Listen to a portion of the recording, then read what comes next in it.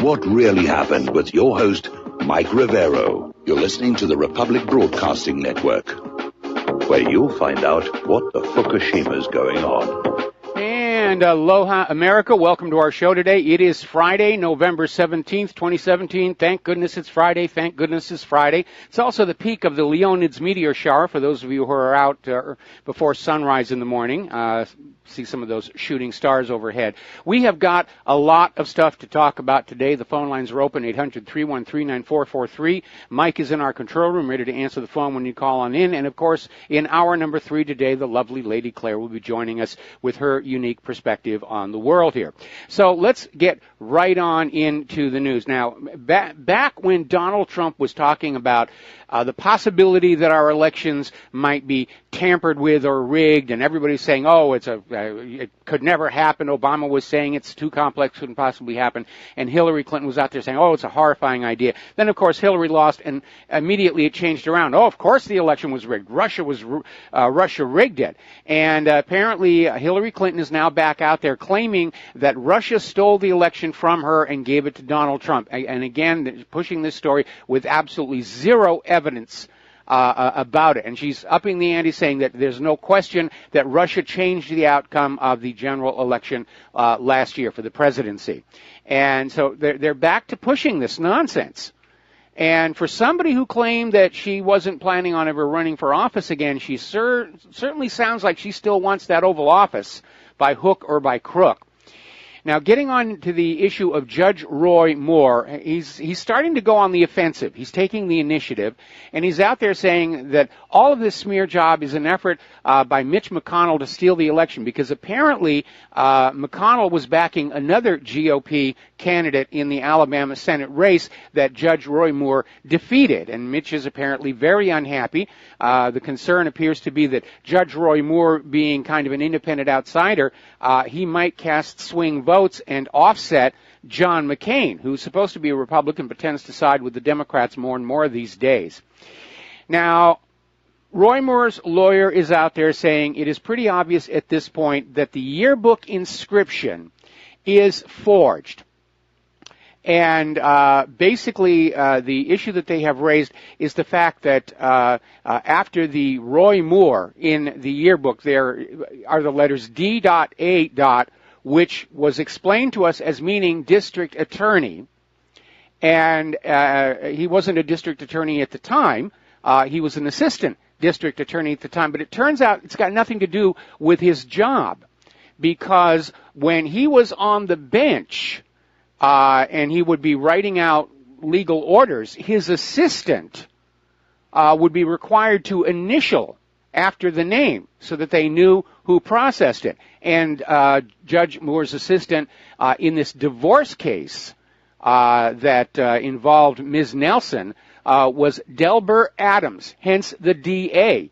So it is very obvious that that inscription in the yearbook was copied from some of the legal papers from Ms. Nelson's divorce action. Now remember, initially she said that after Moore harassed her, that she never met him again, but that's not true.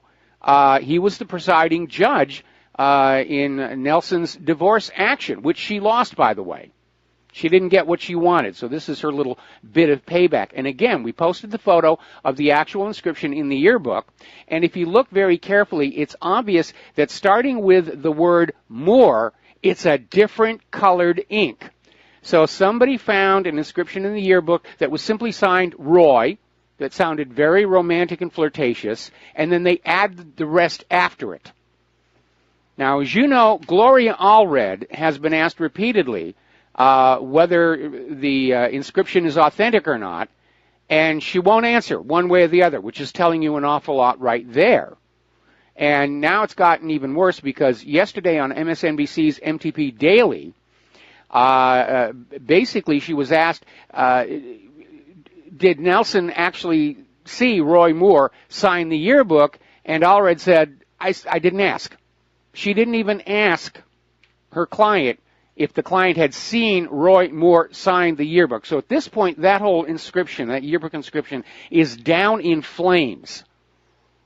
And again, if you have got real evidence of wrongdoing, if there was real evidence out there of Judge Roy Moore sexually assaulting and harassing underage girls 30 years ago, then you don't dare engage in a fraud, because if the fraud is discovered, as has been in this case, it discredits all the other claims. And so once you detect a fraud, you know it's all fraud. Now, John McCain is still out there, even though the Senate is split almost 50-50, Democrat and GOP. He's still out there on the warpath against Judge Roy Moore, even though he knows that will give Alabama's Senate seat to a Democrat and narrow that gap to a single vote in the Senate. It's moving the Democrats one step closer to having the votes to impeach Donald Trump. And so basically McCain is double-crossing Trump. Maybe he's a sore loser because he's tried for the presidency twice and didn't get there. They all want him gone. They all want him gone because he's not part of the clique. He's not part of the club. He's not part of the narcocracy. He can't be trusted to keep cover-ups on things that need to be covered up here. We're going to do a shout-out now to our on-air affiliates who are just now rejoining our network. And I really... on one hand, I don't like the fact of all these sexual allegations coming on out because it is distracting from Uranium Gate, Dossier Gate, Primary Gate, and we're being conditized. But on the other hand, there's a curtain being pulled back on Washington, D.C. and what kind of people are in our government, and I think that's a good thing for the American people to see.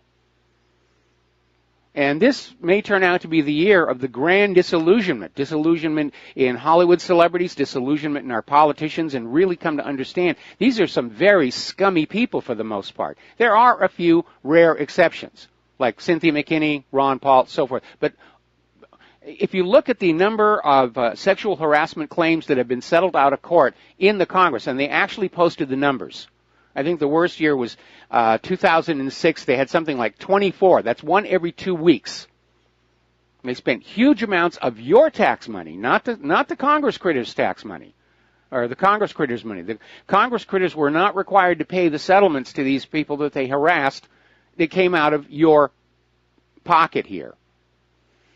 Now, interestingly enough, it's fun, sort of, kind of watching the difference in treatment between Judge Roy Moore, for whom there's actually no evidence supporting any of these allegations, and Al Franken, where there are photos and videos of him groping and grabbing women all over the place. And yet, CNN and NBC, they're defending Al Franken. Oh, it was nothing. He's being a comedian. It's no big deal.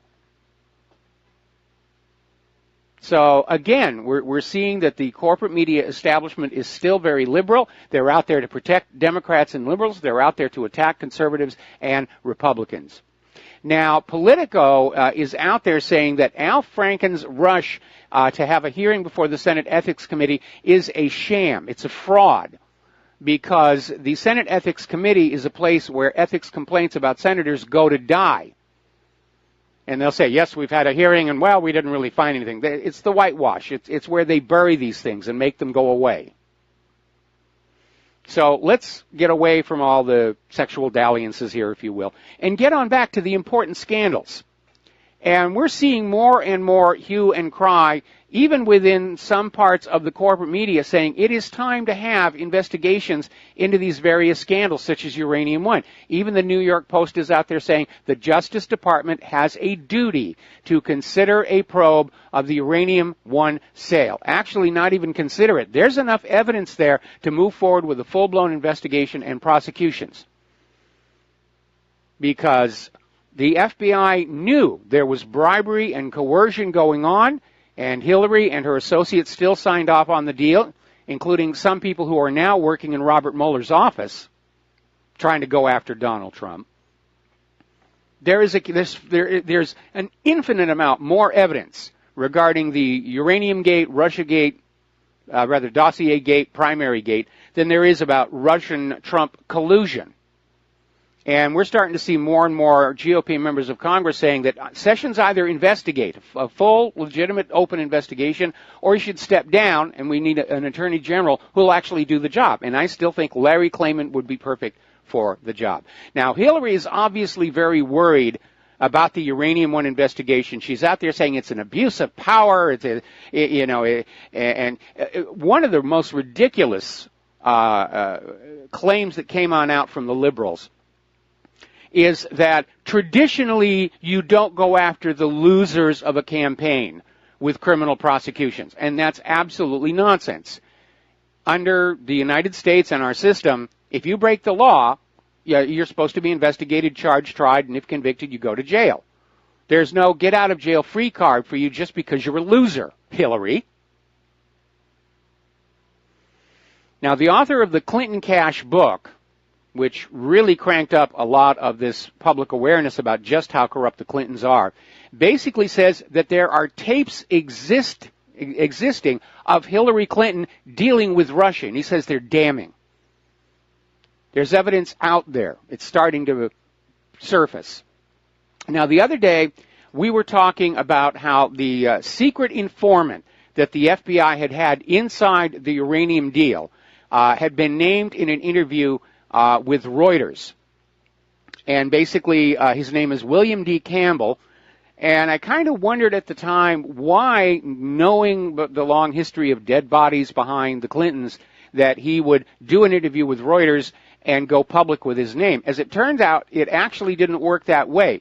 Apparently, Reuters got the name from Jeff Sessions' Department of Justice. They leaked his name just a week before testifying against the Clinton crime family in the Uranium One hearings. And Sessions may have just gotten this man suicided.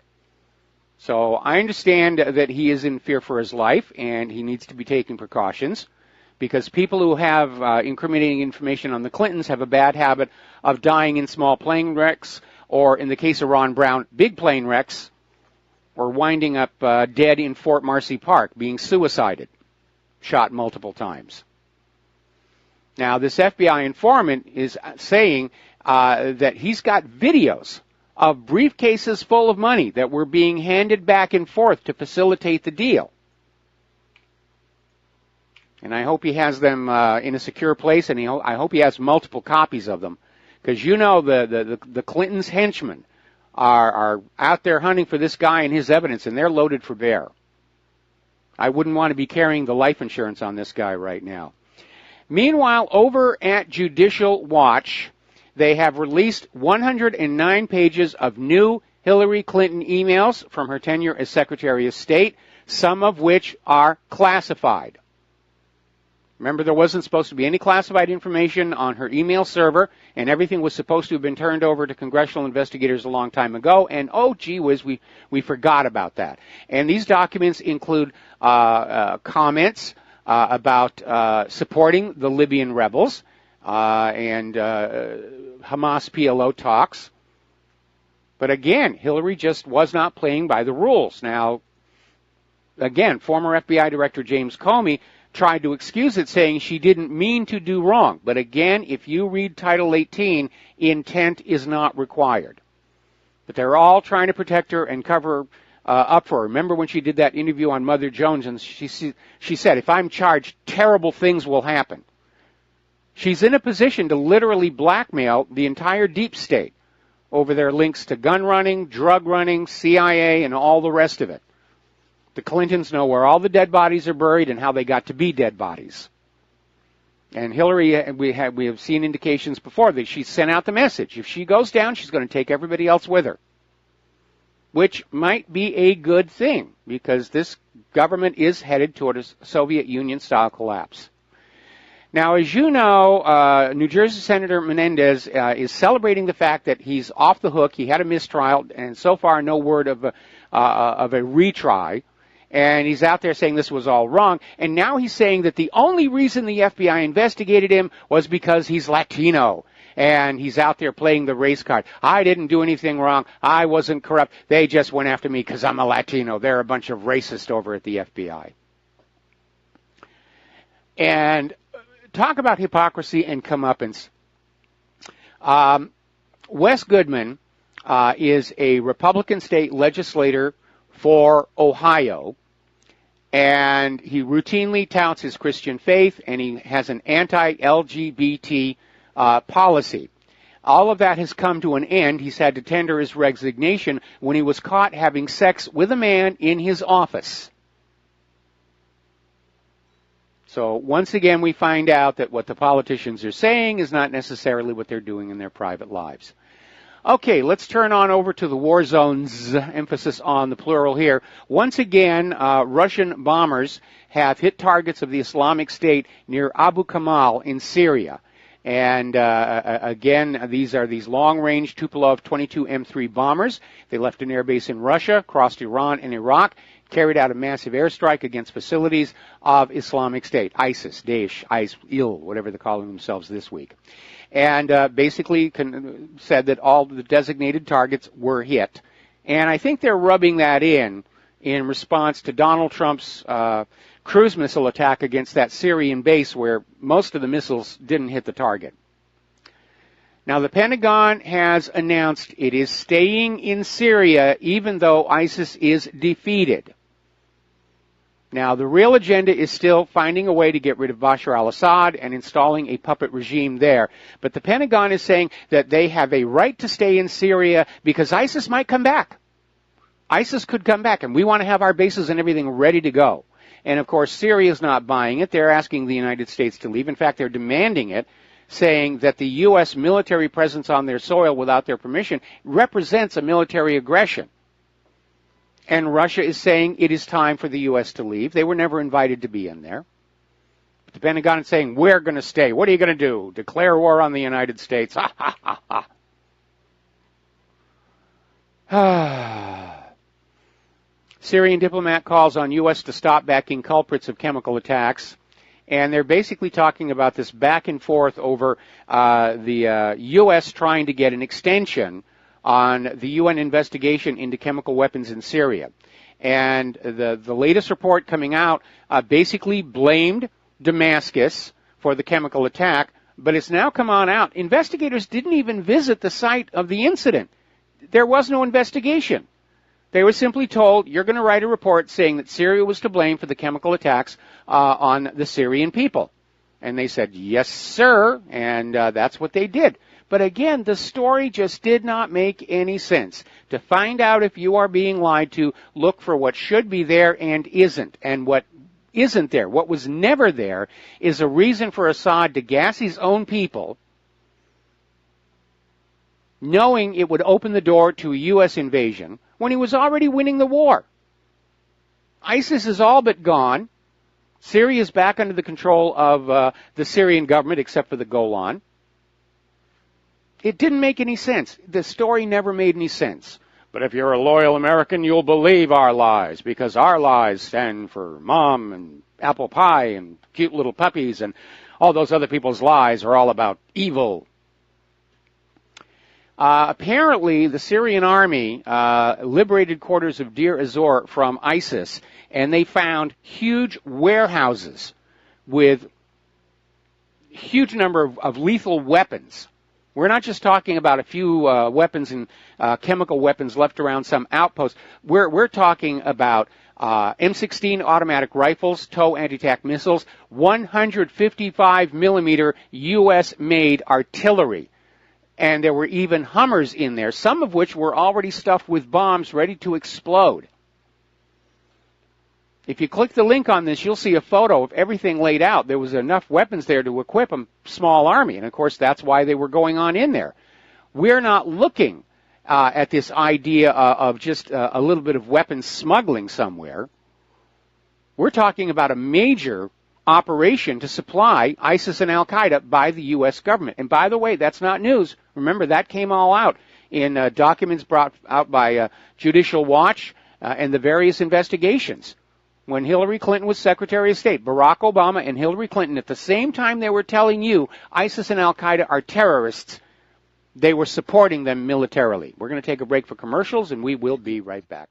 And aloha, America. Welcome back to our show here. And over in Raqqa, Syria, it is becoming very obvious that the U.S.-backed Kurdish YPG militia is not really concerned with fighting ISIS, but about capturing territory. There is still a plan to break off a part of Syria, if not Iraq, for an independent Kurdistan. So we'll see what's going to happen over there. Because at this point, from the point of view of Syria, the Kurdish militia are not allies. Not when they're trying to basically cordon off chunks of the country. Now, Turkish President Erdogan has accused the U.S. of financial support to ISIS, along with all the weapons. And he went on to say the U.S. has disappointed us a lot. They said they were fighting ISIS, and what did they do? They gave ISIS a bunch of dollars. He went on to say Ankara does not want to cooperate with Washington about Africa because the United States has consistently violated the agreement. That is a real problem. The United States government is getting a reputation for just not keeping its word about anything. And that's going to make any efforts at diplomatic solutions for anything that much more difficult. Now, Israel is very nervous about this ceasefire deal in southern Syria signed last weekend between the U.S., Russia, and Jordan. And that's because, according to Israel, the deal will allow Iranian-backed forces to position themselves as close as 3.5 miles from the Israeli border in the Golan Heights. But I think what their concern is that they want to basically claim the Golan Heights for themselves permanently. They've already started selling off the oil and gas underneath it. So Israel's trying to figure out a way where they can just sort of grab it and somehow make it seem like it's the just and moral thing to do. Let's take some phone calls. Joe in Rhode Island. Aloha. Welcome to the show. What's on your mind? Hi, Michael. Michael, I really appreciate your research, and you're well read, and I really appreciate your investigations. I'd like to ask you a favor, though. What? John Podesta, who was the Democratic man in charge during the elections, he was on WikiLeaks, a tape that they had, and it was to do with talking to two Democratic operatives about an organization. They wanted to start an organization to undermine the Christian churches, especially the Catholic Church and the evangelicals around the country. Mm-hmm. They wanted to undermine them. And John Podesta said on the tape, he says, we already have 3 or 4 organizations doing that. I was wondering, Michael, could you find out the names of those organizations? Well, I'll take a look. I would really appreciate that. I'll try and take a look at that, but from the Democrats' point of view, the Republican Party gets a lot of support from the Christian community, those who are not Christian Zionists, of course, and finding a way to disrupt the religion would undermine some of that support for the GOP. I would love to know what organizations those are, because I'll tell you this, Mike. I'm a Christian. I'm 70 years old now, mm-hmm. and I've been a Christian all my life. And I've always wondered if there was government intervention in the churches in our country. Well, yes. I could never prove it. And here we have it on tape. Well, there is government intervention in the churches. Well, the government uses the churches to keep people basically where they are. Render unto Caesar that which is Caesar's, and so forth and so on. But especially, remember Bush's faith-based initiatives, where, along with their tax-free status, churches were getting huge chunks of tax money to carry out social programs that normally would have been handled by the civilian sector. And so, governments throughout history have relied on religion to help mold the opinion of the general public. In the age of TV and radio and newspapers, their influence isn't as great as it once was, but it's still a major force for propaganda. Anyway, Joe, we're going to have to let you go. We've got to take a break for commercials, and we'll be right back. See what you can do, Mike. I'll do my best. And aloha, America. Welcome back to our show, and we're going to go back to the phones here. Dustin in New Jersey. Aloha. Welcome back to the show. What's on your mind today? Hi, Mike. Hey, Mike, what was the name of that airline bringing the CIA weapons from, what was it, Ramstein to, to Turkey? or no, Bulgaria. Remember that investigative reporter? Evergreen, I think it was. That's one of the CIA's proprietary airlines. Evergreen Air. They have like, it's like a laundry list of fronts and, company. I mean, it's amazing. Like A to Z, it's like, I mean, it's unreal, Mike. Like, I mean, there's so many intricate webs to this, to them, and they're unstoppable. I mean, well, they're actually very stoppable. I mean, Congress and the president can basically say we're going to shut you down. Of course, the last president who tried to do that, wound up shot dead in Dealey Plaza. I mean, the CIA has a lot of proprietary companies that they own outright, or they have associations with other companies. Remember, Brewster Jennings Associates was the one that Valerie Plame worked for, and when she got outed as a CIA asset, it blew the cover off of Brewster Jennings Associates, which was actually the CIA's main facility for tracking third world attempts to obtain nuclear weapons.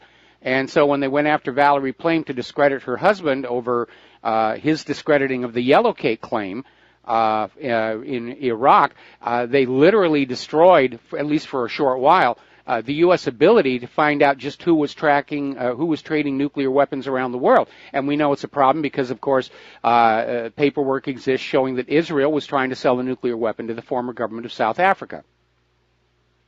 Wasn't it Dick Cheney who outed her? Yes, I think that's right. Yeah, see, like these people, your usefulness is up to a certain point, and, they'll just discard you like you're just garbage. It's a joke, Mike. Like, how can anybody support? I mean, I'm not saying like the underlings of the CIA, they do their job, but you got those sections, the good old boy sections, like that sections of the team players per se that, I mean, like I said, when Trump come in, I mean, I feel sorry for the smaller group, but they should have brought in Ray McGovern. I know you talked about this for William Benny for the NSA. He can still do that. Yes. I mean, there's people there that know the system because you need somebody who knows the system. You just can't bring in Joe Schmo off the docks at the fishery, I mean, you got to have somebody who knows the inner workings. See, unfortunately, those plum positions at the top of these agencies are usually given to, campaign supporters and campaign donors who may or may not know what they're doing with that job. And very often at the top levels of our government, decisions are made without really evaluating their potential consequences downstream. And the outing of Valerie Plame was a good example. They wanted to discredit her and discredit her husband to protect the lie that Saddam was building nuclear weapons. And apparently nobody even stopped to consider that it might actually damage Brewster Jennings and the U.S. ability to track third world nuclear weapons. It just didn't occur to them. I've pointed out many times over the last several years where decisions are being made and clearly nobody is really doing an analysis on the potential blowbacks or the downsides of any of this stuff. They just get an idea in their head and it sounds really good and they say, that's what we're going to do. It's policy. Let's move forward. Mike, I want to switch gears to Trump. Yes. I know we talk about this. I call in about all the time about the tax plan. And I know people love Trump still. I mean, I voted for him. I'm a Democrat. I said that before. And, I like him still, but I don't like him because remember when he ran in the debates, he said, like, basically dumb people pay taxes. He knows he has, he paid certain politicians off to do favors. He said that, and we know that. And, that's business as usual. But, with the Paradise Papers coming out and stuff like that, and, with the tax plan, it just aggravates me, Mike, how, these people, it just seems like they're always going to get a break and everybody else is going to get the shaft. I mean, it says like people who make over $600,000 is going to get 8% less paying taxes, but people who make less than that is 1.5%. But then you take away the deductions for, the local and state taxes. Most people are going to be paying more. I hate to tell you that. And, Trump's going to be saving $31 million here, another $71 million here. And why didn't they just do the $1.2 billion tax cut for the middle class and leave the corporate tax rate as it is, because they have the paradise of, all those islands and in Scotland and Ireland, what they call it, the double hop skip, whatever they call it. They have all these loopholes. They're not even stopping, Mike. We're getting the shaft again. I mean, yeah, we are. How many more times can people? Well, again, every oppressive regime, every tyranny in history has made a point of destroying the middle class, because it is from the middle class that opposition to oligarchy arises. And we're seeing it happen here. The Soviet Union lasted for as long as it did because they designed a system that simply didn't have a middle class to begin with. There was the vast proletariat, and then there were the elites. And they supposedly, to pave the way for the classless society, they built the most powerful ruling class in all of history. They even outdid the Tsars toward the end there in terms of their absolute power. But the poor are made to pay for everything, and the rich are always going to buy themselves special favors and loopholes because politicians as a class would sell their own mother for $1. And that is unfortunately a sad commentary on our current system. One of the reasons why the tax code is as huge and obfuscated as it is it represents an accumulation of decade after decade after decade of special favors given to certain industries, certain businesses in exchange for campaign donations. And most people can be forgiven for not having looked at the tax code. And it really is a mess, and it should be simplified, but then all the special favors and loopholes go away, and the money junkies are never going to allow that. But you know what the scam, Mike, Sean Hannity, all those guys they have on about the tax plan on Fox News, you notice they keep saying it's about growth. So basically, you'll be paying more taxes, but you know what? It's about growth. It might help you, but if it don't, guess what? The corporate tax rate still stays at 20. 10 years later, your taxes are going to go up even more. Wait a minute. You need to understand something about growth of the economy. Because when you have a private central bank that creates the public currency out of thin air and loans it into circulation, when they talk about growth, what they really mean is the growth in the total indebtedness of the nation, which is good for them and bad for us. They use the word growth because it sounds positive. But the reality is a growing economy means growing debt that must be serviced down the road somewhere. Yeah, that's why I'm not an expert, and I do a lot of research, but I'm not like an economic expert. But I mean, if the whole thing is, if the consumer, the consumption, those who consume the most should get the most tax cut because they go out and stimulate the economy by buying stuff. That creates jobs. You're absolutely right. You're absolutely right, and it is amazing that our financial planners and experts in Wall Street and Washington, D.C. don't understand that the reason the economy is grinding to a halt is because the vast majority of the American people, the consumers, don't have the money to pour back into the system, to go to the malls and buy stuff. We're looking at another disastrous Christmas season. We're seeing iconic retailers are starting to fall left and right. But the money junkies, because they are money junkies, because they are in the throes of a real psychological addiction, they cannot see anything beyond getting that next money fix. They really are very ill people. Mike, having Goldman Sachs do your tax plan is having Count Dracula watch over the blood bank. Or like having Mike. Or like having the health insurance companies write the Affordable Care Act. So forth and so on. All right, we're going to go to Al in Canada. Aloha, Al. Welcome to the show. What's on your mind? Hi, Mike. Hi, you're on the air. The U.S. Corp. Hi, can you hear me? You're on the air. Hello? You are on the air. Oh, okay, yeah. So, Mike, the U.S. corporate tax rate is one of the highest in the world. And there's trillions of dollars overseas that could be brought back home if that tax rate was lowered. I think it's at nearly 40% this year. So, I mean, a corporate tax rate and taxing people that actually work in that corporation are two totally different things.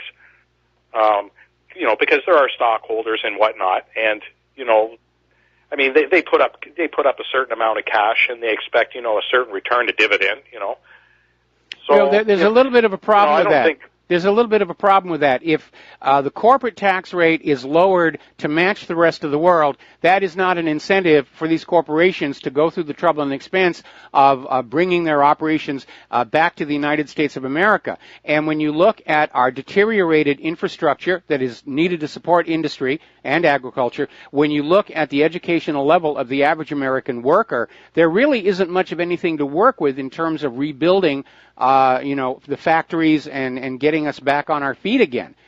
So I'm afraid the cut in corporate tax rate is actually too little. It's more of a giveaway. And every time the corporations get a gift, they just put it in their own pocket. We have not seen a significant amount of investment activity on a large scale in this country that would allow us to get some of those 94 million Americans who've been out of work for months and years back onto the job. Yeah, that is true, but at the same time, I mean, you got to start somewhere. If the United States has, and I'm not saying that corporations do pay that 39%. There are a lot of loopholes, and we know that. Oh yeah. I mean, the same thing applies up here in Canada. I think our corporate tax rate is 15%. I mean, we're no better off than the United States. A lot of jobs have been lost up here. I saw it with my own eyes. I live in a city where the industry, like high-paying, good-paying manufacturing jobs have, almost disappeared. All that's left are, technical service jobs in food plants and whatnot, mill writing, which I am, and electricians and stuff like that. But, I mean, I don't think it would hurt. I don't think it could hurt any more. The people of the United States to have the corporate tax rate lowered. I mean, you never know. I don't think it's going to help the American people. I mean, Apple brought. I don't think it's going to turn. I mean, there have been, Trump has gotten some companies to say we're going to bring jobs back to the United States of America, but it's more symbolism. Because the number of jobs they're talking about is just, minuscule compared to the number of unemployed Americans. What we really need in order to rebuild our industry is to, first of all, we got to get our infrastructure back together, and we have got to start coming up with new ideas for new products and industries that other countries can't yet make. Because the reason these corporations have gone to these other countries is because the U.S. just gave away the crown jewels of our technology. If you go back and you look at the tech boom of the 70s, 80s, and 90s, all of that came out of the Apollo missions to the moon and figuring out how to get to the moon. It was new materials, new structures, microchips, all of that stuff came out of that. And then because we had a managerial class that was not in love with the actual idea of manufacturing, thank you, Harvard Business School, they simply said, we'll license the technology to these other countries where they can make it a lot cheaper. When Seymour Cray was designing the last round of supercomputers before he passed away, he couldn't find a single American company who could fabricate the chips he needed. He had to go direct to Japan to get them.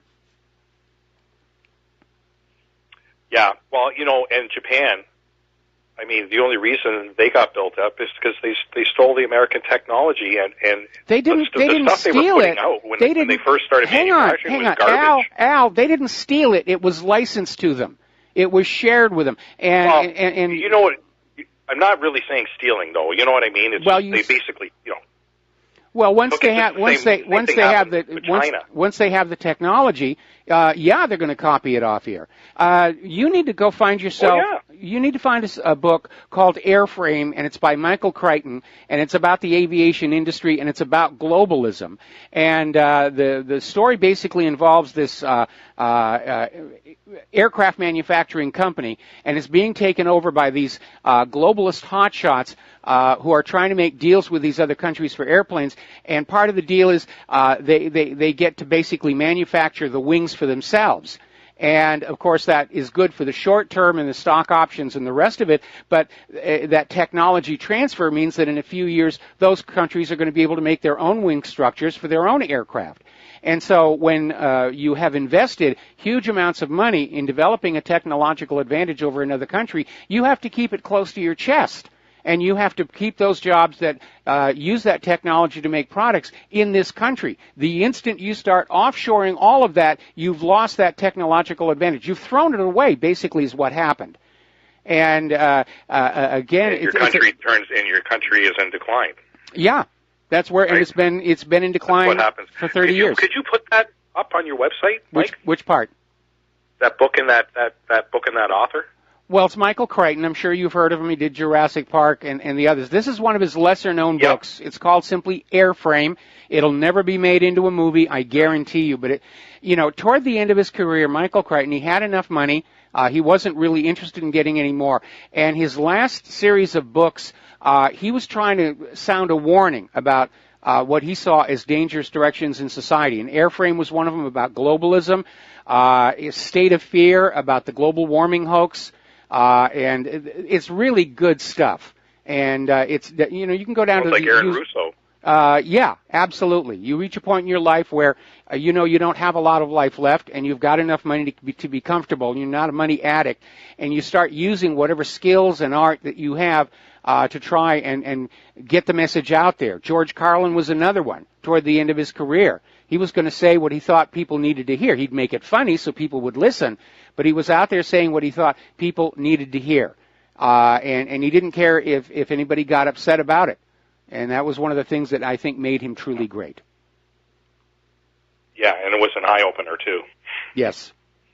It's really an eye-opener, the stuff that came out of that guy's mouth, in the last decade and a half that he was alive. Yes. Thanks a lot for your time, Mike. I appreciate it. All right, thanks an awful lot. We're going to let you go. We do have another caller waiting on the line, but we're about ready to take a commercial break, so I'm going to put that on hold until we come back from these words from our sponsors. And then we're going to get back to the news about the war zones. We'll be right back. And aloha, America. Welcome back to our show. We're going to take a phone call from Peter in Los Angeles. Aloha, Peter. Welcome to the show. What's on your mind? Yeah, hi, Mike. I was listening to your conversation with Dustin. I actually have two topics, but the more important one is what you guys started talking about, and that's how extensive the CIA and the intelligence community and how nobody knows exactly just how damn big they are. I mean, their budget is black. It's classified. And then only a few congressmen and senators have an idea of what their published classified for them is. And then you add on the drug trade, the drug smuggling, the arms trade, the arms smuggling, the front businesses they've set up, like you were saying, Brewster Jennings and others, and media outlets like that they're wholly owned, and blackmail and shakedown because they've got surveillance and all that stuff that they can shake people down. Then they've got the murder for hire. Believe me, that happens as well. Yes. Then you add in the fact that they outsource a whole lot of this stuff to contractors, and it's pervasive. Well, it's everywhere. It's like a huge. The contractors are to maintain deniability, and they can say, "Oh no, we didn't know about any of that stuff going on." And you're right. The CIA does conduct a lot of off-the-books missions or projects, if you will, that Congress has no idea about. Congress had no idea about Operation Screw a Worm out of Arkansas in the 1980s because it was illegal under the Boland Amendment and the Logan Act, and that's why the CIA was funding it all with cocaine smuggled into this country.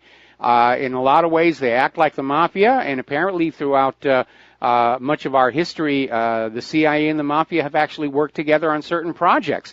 You had Jack Ruby, for example, was not only CIA, he was a mafia paymaster. So they think of it as the mafia wrapped in a flag, and that's probably a pretty accurate summation of the CIA. And I know you know that Ruby worked for the Un-American Activities thing with Nixon, but he also was an arms smuggler to Israel. Yes. For the War of Independence. But the other thing I wanted to talk to, which is related to that, was the UN article on Rahm Emanuel and Amman Imran. Yes, I saw that. And how he helped spring Amman Imran from Pakistan. And wanted to point out a couple of things.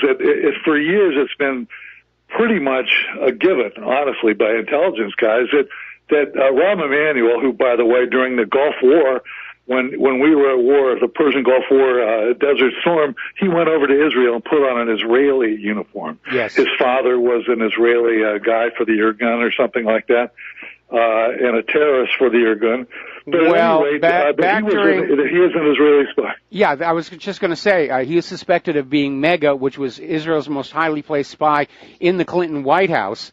And that may be why Imran Awan was, as return for getting out of Pakistan, spying on all the House members' computers, and which means that information went to Israel. All right, we got to take a break for station identification. Thank you for the call, Peter. We'll be right back. Aloha, America. Welcome back to our show, hour number 2. The phone lines are open, 800-313-9443, and we're going to go ahead and take a phone call right now. Kevin in West Virginia, aloha. Welcome to the show. What's on your mind?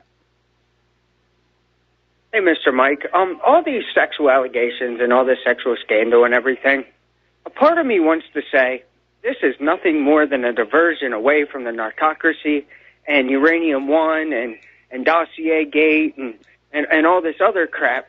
How can we keep the picture and the focus on the narcocracy and on Uranium One and not let the mainstream and not let that get away from, the forefront of everybody's mind? By talking to your friends and family, by emailing people and saying, don't be distracted by this, because the fact of the matter is, again, Congress actually released a list of all the sexual harassment and assaults and all the money they've been paying for like the last 20 years. So this stuff is going on all the time.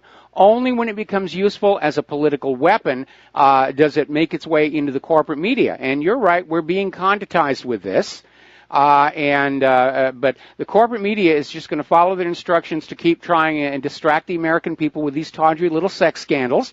But it's up to us. It's up to the Rivero's Rangers to keep these topics alive on social media, our mailing lists, and just talking with ordinary people every day, and just say, behind all of this, things are being hidden from you. They're trying to distract you with sex so you're not paying attention to things like the Uranium One sale, the fact that last year's primary definitely was rigged against Bernie Sanders, and this dossier for Donald Trump was paid for by the Clinton campaign, was never verified. They didn't even try to verify it before they leaked it on out to the media. Yeah, and I don't know if you had seen yesterday with Hillary, maybe it wasn't yesterday, but Hillary and the mainstream media was saying, oh, if you launch an investigation into Hillary, this is authoritarian. This is a dictatorship. Well, didn't they launch an investigation into Trump over some messed up allegations that not even, it's like, wait a minute, what planet are you on? Well, Hillary is definitely hitting the hysterics button here to make comments like that, along with that one to Mother Jones about if I'm charged, terrible things will happen. But it's clear to me that she's feeling the pressure. And she's starting to realize that maybe for the first time in the long history of the Clintons, they're not going to be able to get away with this stuff. And all it's going to take is one crack in the facade, and it's all going to come spilling on out.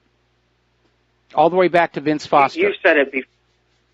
Yep, you said it before. If she goes down, she's going to drag people down with her. Yep. Let it so be. Let her agree. Spill the guts. I agree. Absolutely agree. Well, you have a great and wonderful day. That was just my question and my comment, and I hope the more it gets, every day goes by, the more bizarre it gets. Isn't it? Al Franken calling in an ethical review on himself. Like, really? Wow. He didn't really. That's all I gotta say. He didn't really call for it. He just said he was perfectly happy that they were going to do that. But again, the Senate Ethics Committee is where scandals go to be buried and never seen again. All right. Well, thank you for the phone call. We're going to let you go. Getting on back here to the war zones. Obviously, things in Saudi Arabia are moving forward rapidly, and the thing is that Saudi Arabia is dealing with some issues. They're dealing with an economy that got destroyed by that oil price war with Russia. Saudi Arabia is trying to deal with the reality that they may be running out of easily reachable oil to sell. And so there's sort of a finite timeline of the wealth continuing to pour on in. So it looks like Saudi Arabia is trying to position itself as a regional power, and they could ignite a region-wide conflict in the process. Now, a lot of people are scratching their head about why Israel and Saudi Arabia are working together, and a lot of people have been at pains to remind me that the Saudi royal family actually has links back to Israel. But what's really going on here is Saudi Arabia's got huge amounts of money, or they had huge amounts of money, and they know how to use it. But their military has never been all that effective. I mean, if you look at how long they've been stuck in Yemen and not able to make any progress other than inflicting humanitarian harm on the civil population, they need a powerful, well-trained military, and that may be why Crown Prince bin Salman is making overtures to partner with Israel. Because Saudi Arabia would like to have a war against Lebanon, but they want Israel's military to do it for them. So that's kind of what's going on over there. Strange alliances, as it were. Speaking of Lebanon, Lebanon is reporting that they are now dealing with a lot of pressure and intimidation efforts to get them to cancel the gas deal they've made with Russia. And basically trying to force Lebanon to give up this joint gas project with Russia. And it says there's this anti-Lebanon, anti-Russia campaign underway. And, of course, the oil and gas is a big issue behind all these wars. The U.S. wants all control of the oil and gas, or at least what currency it's sold for. And if Lebanon is going to be developing oil and gas with Russia, you can bet that that oil and gas is going to be sold for either Lebanon's own native currency or for the Russian ruble. And remember, it's having all of the world's resource-rich areas shackled to the dollar that is the penultimate agenda behind all this warmongering. We're going to do a shout-out now to our on-air affiliates who are just now rejoining our network. Iraq forces have liberated the last ISIS-held town, Rawa, near the Syrian border. So ISIS really is pretty much done and gone, except for all those ISIS officers and fighters that were evacuated from Syria by the United States. We don't know where they're being sent to, but I don't think they're being given retirement plans or anything like that. I think probably a lot of them are going to show up in the next countries that the U.S. wants to invade. Remember, they dropped some of them into the Philippines, and the Philippine military got rid of them, possibly with the help of China. We know they're now screaming that ISIS is showing up in Afghanistan to justify the escalation of troops and support into there. But it's becoming a recognizable pattern. Any country the United States wants to invade, they drop ISIS in there first and say, oh, ISIS, war on terror, we can come on in and bomb your country. The State Department has now issued a new assessment on Russia, calling it a threat from the Baltic to the Black Sea.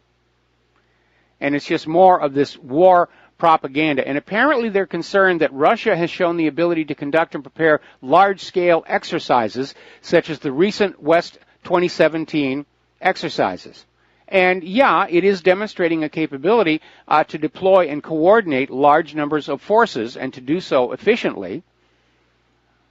But again, Russia is not the aggressor here. I keep hitting this point over and over again. You don't see Russian weapons on the northern side of our border with Canada or the southern side of our border with Mexico. You don't see Russian aircraft carriers sailing around in the Gulf of Mexico or off the coast of California.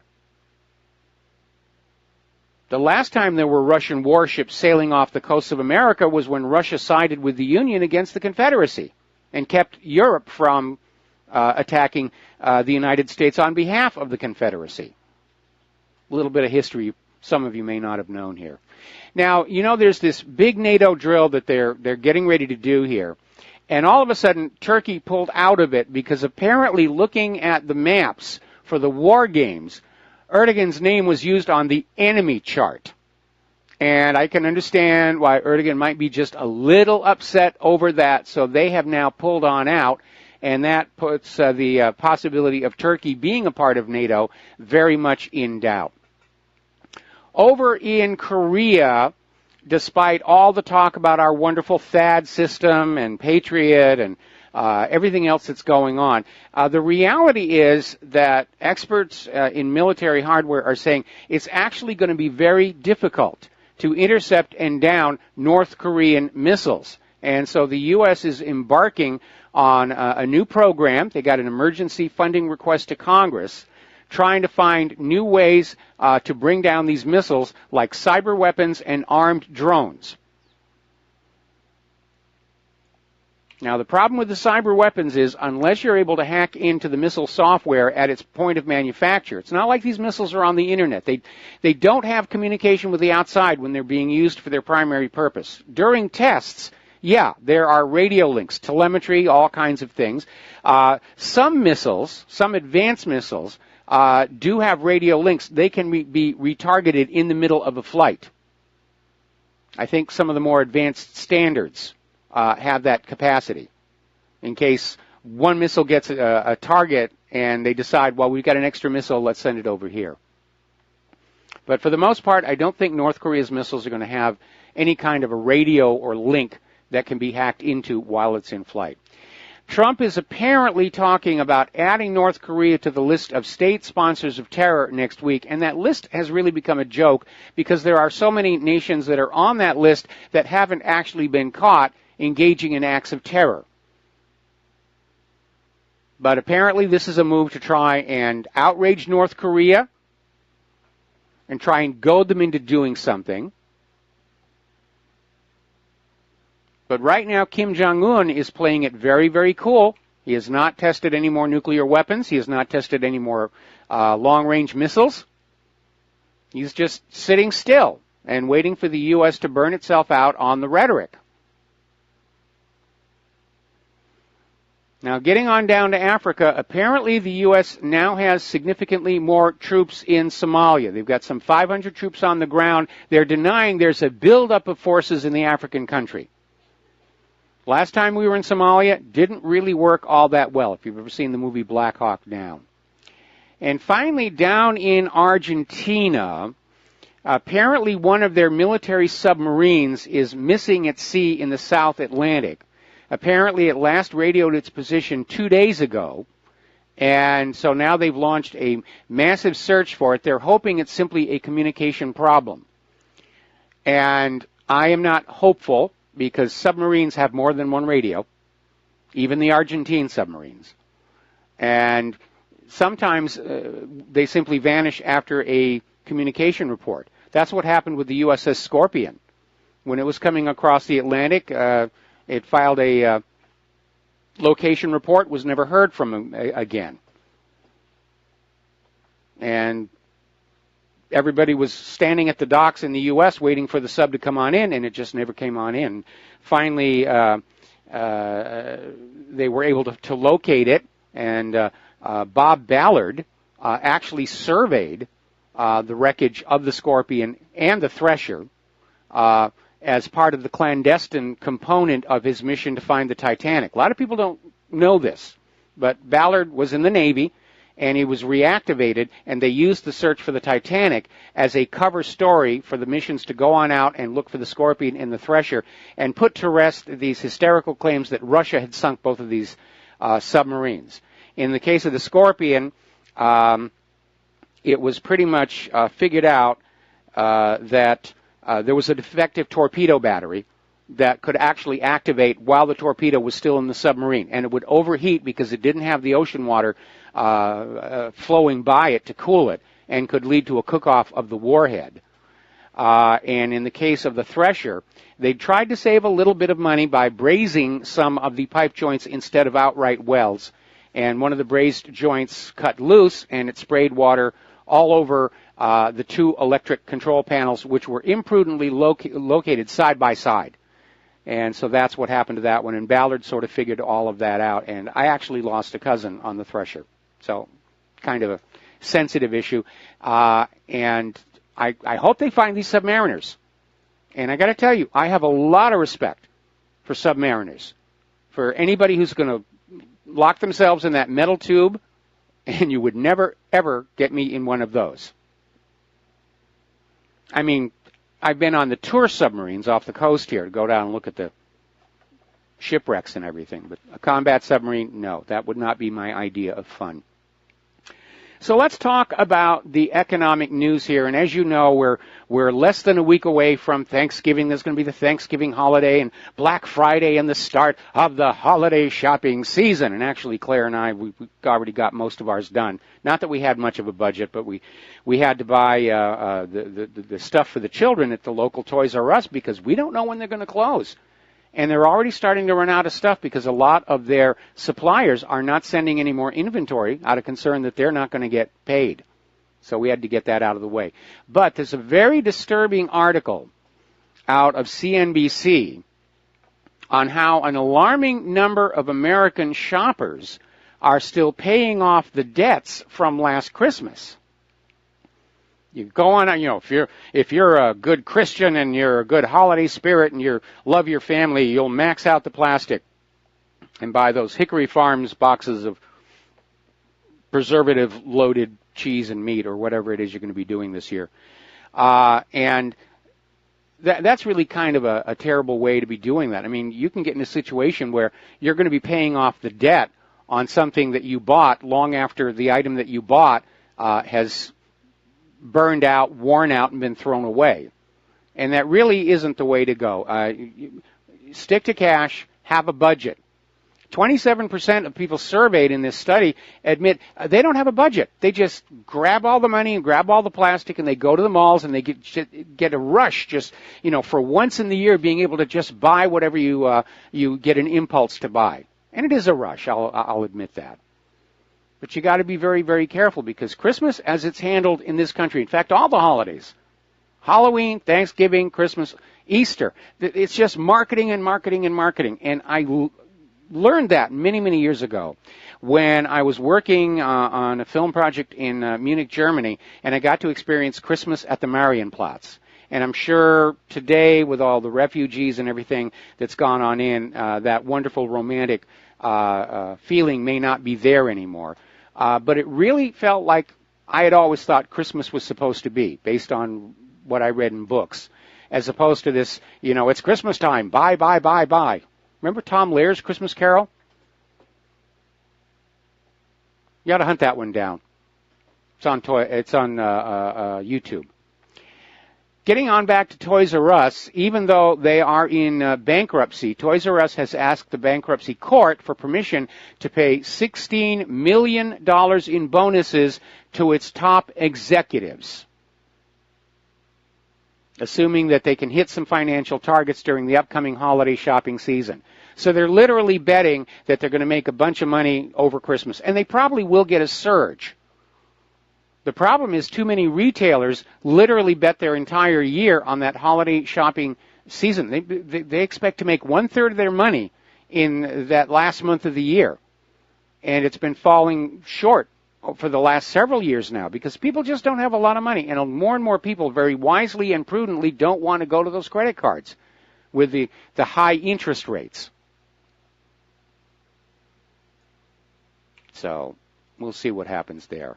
Now, article over an Investment Watch blog, Fed admits negative interest rates must be implemented by all central banks to prevent collapse. In other words, they're going to pay you to borrow the money. And I imagine that's going to be very attractive for people on Wall Street so that they can play with the stock market some more. But I think for ordinary people like you and I, we don't want to borrow money. We're not sure we can pay it back. And that's the difference between Wall Street, Washington, D.C.'s axis of greed, and the rest of us. Washington will borrow money like crazy, so will Wall Street. Ordinary people, we don't want to borrow any more money. If we're not sure we can pay it back, we don't want to borrow. And that really is a better way to think about it. Now, Volkswagen has announced they're going to make a big push into electric cars. They're going to invest around $40 billion with a B over the next 5 years to develop new electric vehicles, self-driving cars, and an Uber-like mobility app services. And they're even talking about robot taxi services.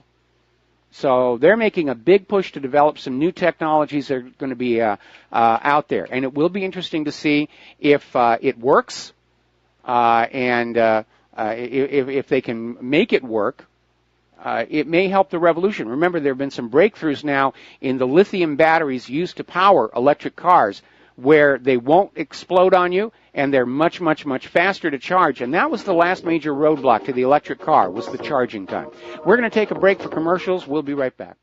And And aloha, America. Welcome back to the show. And getting on over to Europe and the refugee crisis, according to the World Economic Forum Global Agenda Council on Migration, according to the chairman, Dr. Khalid Koser, MBE, mass Muslim migration makes Europe more secure. And I don't know what drugs he's on, because Europe is not more secure. There's been skyrocketing rates of rape, gang violence, crime in general. It's not secure at all. This guy saying so won't make it so. Another place that the refugee policy has backfired is Germany, because their homeless population is exploding. And they basically had a one-third growth of people living rough in the last 2 years. Something like today, in 2017, something like 65, 70,000 people living on the German streets. When I was in Germany, you just didn't see that. One of the big problems that's happening all across Europe and even here in America is this huge influx of the refugees is causing a housing shortage, which is driving up rents and housing prices. Now, there was a roundup of the MS-13 gang members here in the United States. And MS-13, though, these are bad hombres. They're running drugs. They have a big thing for tattoos all over their bodies like the Yakuza did. And just do a web search on MS-13 and you'll see what these people are like. Apparently, 1/3 of all of these arrested MS-13 gangsters were invited into the United States by President Barack Obama's unaccompanied alien children policy. And remember, even when it was going on, they were saying, these aren't children. You know, these are adult men coming into this program, and they're gang members. Maybe they're working with the CIA to sell the CIA's cocaine and heroin on the streets.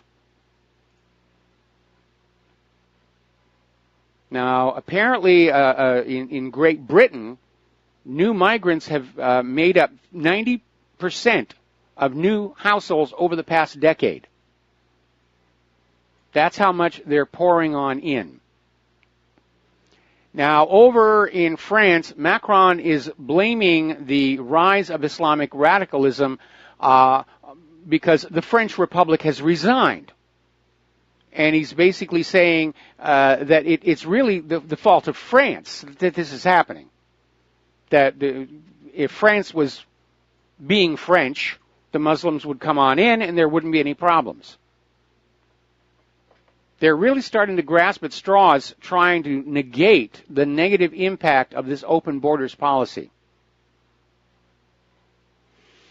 Now, over in Great Britain, Theresa May, who has now backed off her claims that Russia caused Brexit and so forth and so on, is now asking the EU to respond positively to her current proposals for the Brexit. And meanwhile, much of her opposition is saying there shouldn't be a deal. There shouldn't be a divorce payment. There's nothing about that in the EU Charter. Let's just leave. Meanwhile, Ireland is saying that they will block progress on the Brexit negotiations with the EU unless Great Britain gives a formal written guarantee that there will be no hard border between Northern Ireland and the Republic of Ireland. So that's another wild card factor out there as well. Story coming on out from the Truth News. EU elite planning to blame the coming financial crisis on Brexit. We didn't mismanage, the money. It's not the fault of the private central bank. It's Brexit. Brexit had caused the global crash. It's all their fault, those people who voted for Brexit. Go hate them. Don't hate us. Hate them. We're going to take a break for commercials. We'll be right back. And aloha, America. Welcome back to our show here.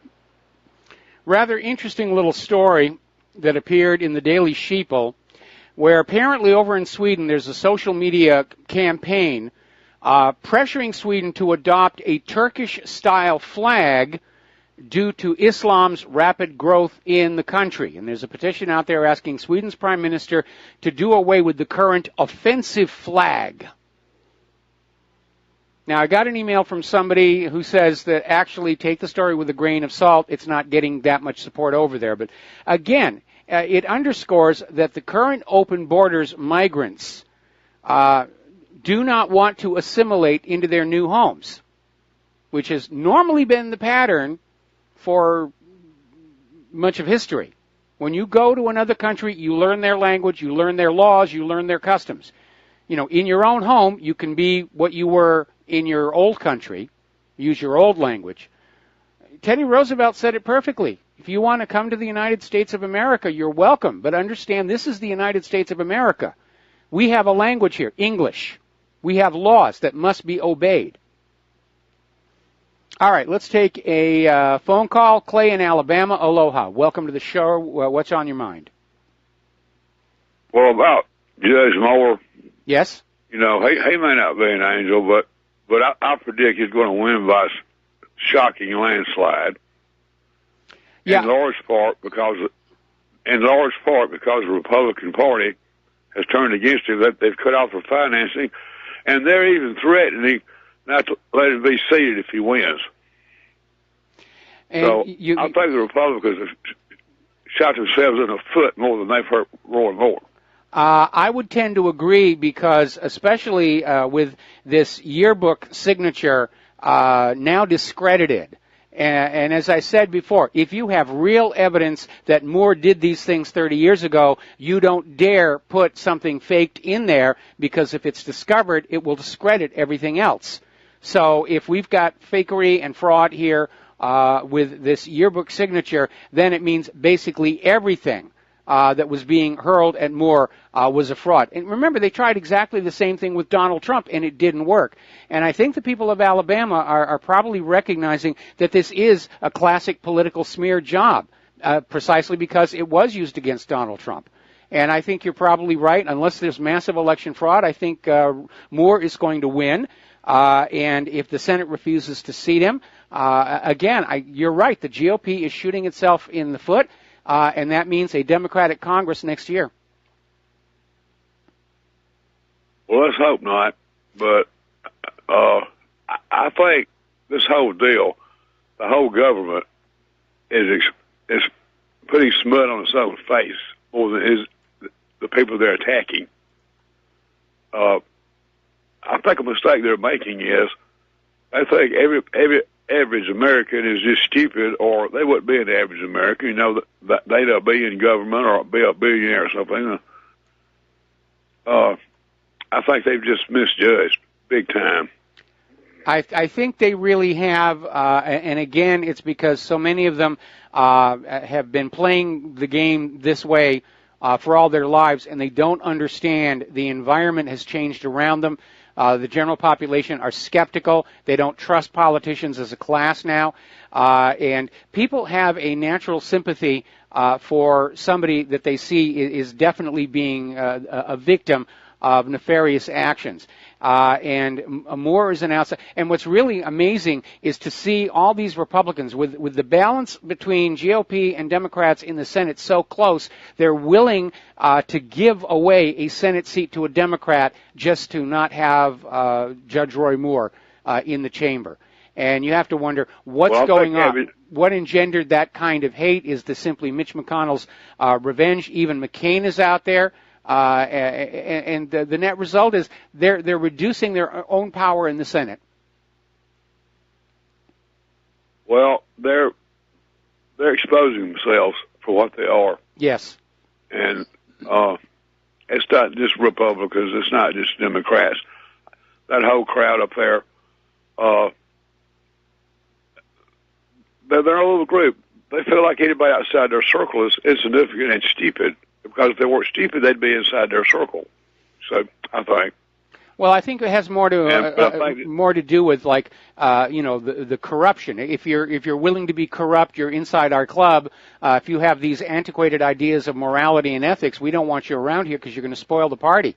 I mean, the moral and the immoral are mutually exclusive societies. Neither one tolerates the presence of the other. And that means once a government starts to go corrupt, it's very quickly going to go all the way corrupt.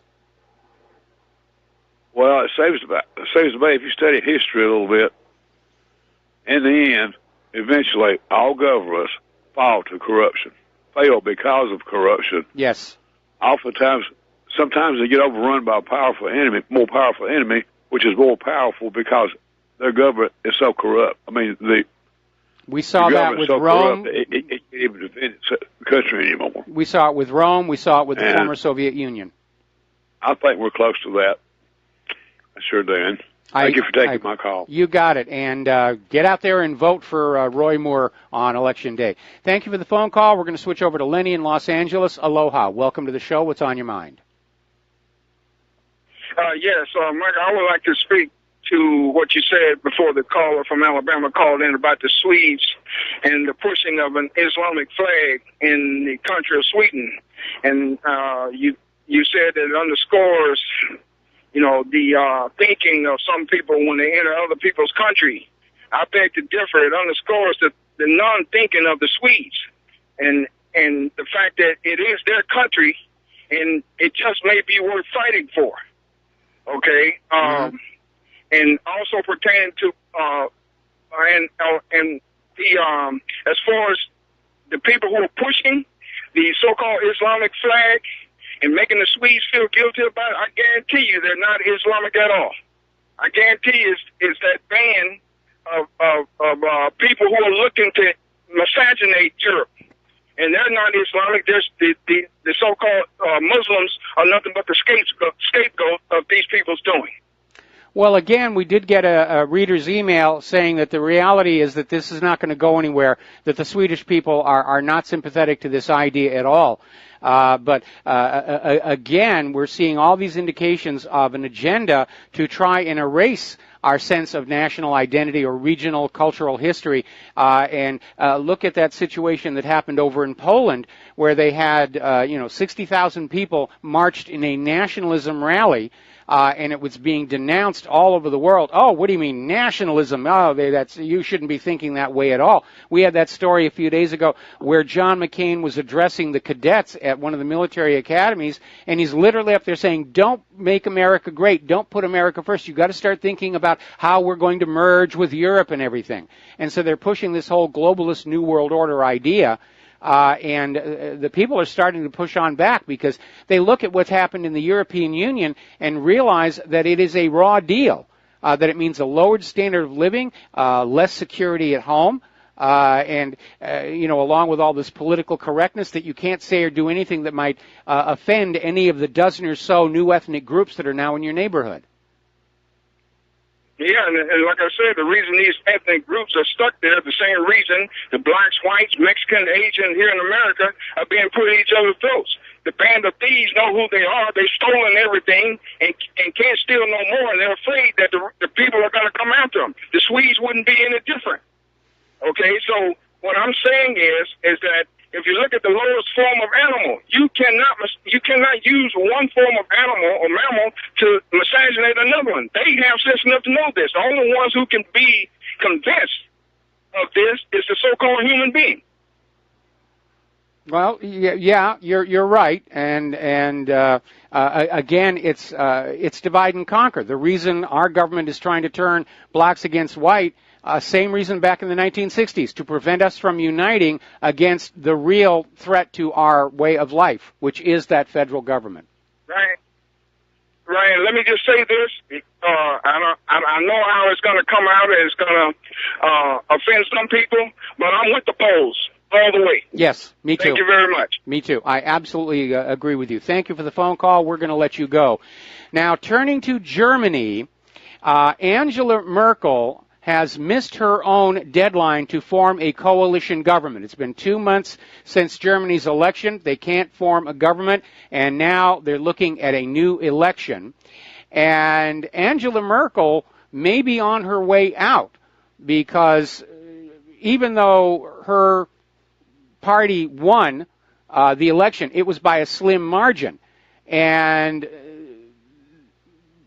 during the weeks leading up to the election, Angela Merkel appeared to be softening her position on the open borders and saying, well, maybe there needs to be controls and maybe we need to rethink this. And then, of course, after she won the election, she went right back to the hard line. The borders will stay open. Get used to the refugees. They're good for you. They're good for our economy. Just, a few thousand raped girls is no reason to reverse policy on this thing. So I think if there is a new election, she's going to do even worse, and she might find herself out the door. Because that issue of the open borders is why she can't form a coalition. The other two parties that she is dealing with primarily are all saying it's time to close the borders and get this situation under control. Now, Spain has issued European arrest warrants for the Catalan independence leaders. Some of them are already arrested and in jail, which has triggered massive protests across Catalonia. And it doesn't look like that's really settling down too much. Now, as you know, the World Anti-Doping Agency has just declared by fiat that Russia remains non-compliant with its code. Russia is saying that the earlier claims of doping that kicked Russian athletes out of some of the events of the last Olympics and completely out of the Paralympics were fraudulent, and they've even pointed the finger of blame at the CIA. But the World Anti-Doping Agency is saying Russia is non-compliant, which raises the possibility that Russia will be banned from the upcoming Winter Olympics in South Korea. And Russian TV is basically saying that if Russia is discriminated against in this way, they're not going to carry the Olympics at all inside Russia on any of the Russian TV. Let's take a phone call. Francis in North Carolina. Aloha. Welcome to the show. What's on your mind? Hello, aloha to you both. Aloha. Snack bar and all.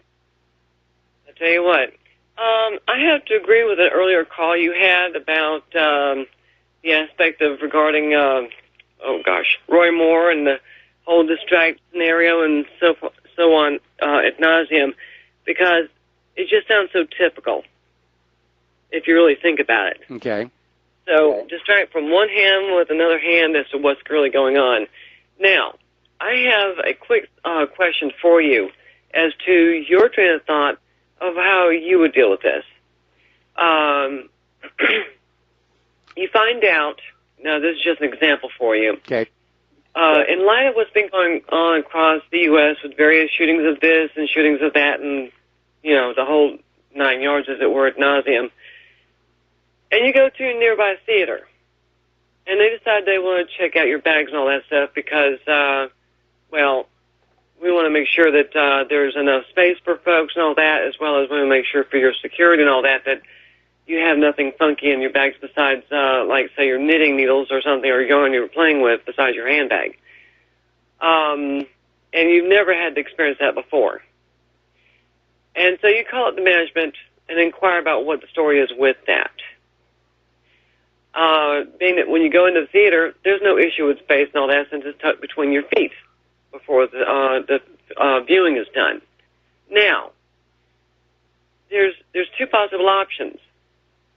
You can either go there and allow them to go and possibly go through and say, okay, we're going to make sure that's yarn you got, we're going to make sure that's needles you got, we're going to make sure that what you say is in your knitting bag is what you really got in there. Or, and basically go through that just to go to see a film, which is totally absurd, in light of all this other garbage that's been going on that they're using as an excuse. Or, secondly, basically boycott the bloody theater, and whoever happens to ask where you saw the film, tell them, well, I want to see it at this theater, but since they treat you like a criminal and want to search whatever you have with you because they're afraid you're going to do something stupid or whatever, or silly, or who knows what, even though you're in it you're past a certain age range. Francis, I want to cut you off because we're coming up on a commercial break.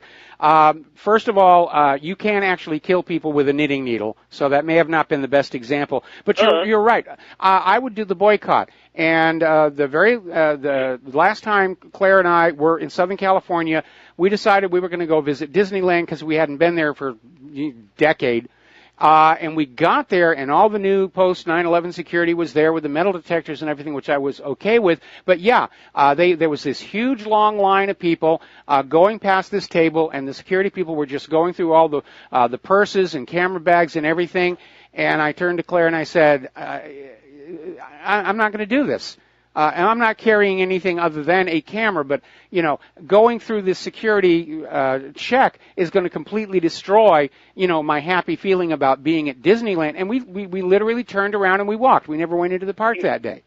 We never bought our tickets, and probably will never go back there again as long as that kind of attitude is there. And it's not because I'm a criminal or a terrorist. It's because I'm a private person, and I do not want to be treated like a criminal when I am not, in fact, a criminal. You're nailing it. Yeah. You're nailing it. I mean, as I explained to the theater management, I told them, I said, listen, at my age, I mean, come on. You're talking about throwing common sense out the bloody window over some, shall we say, falsely set up scenarios where apparently some people did get hurt or whatever, or lost their life, whatever the case might be, and so forth. But, I mean, you're talking about in a neighborhood where everybody just about knows everybody else. How do you have a situation like that carry over? You don't. I mean, this is purely ridiculous. So the only thing I'm resolved to is basically boycotting the theater, and just, if someone asked me, like I said before, I'd say, no, I wouldn't go there because, well, quite frankly, they're unfriendly as the knitters.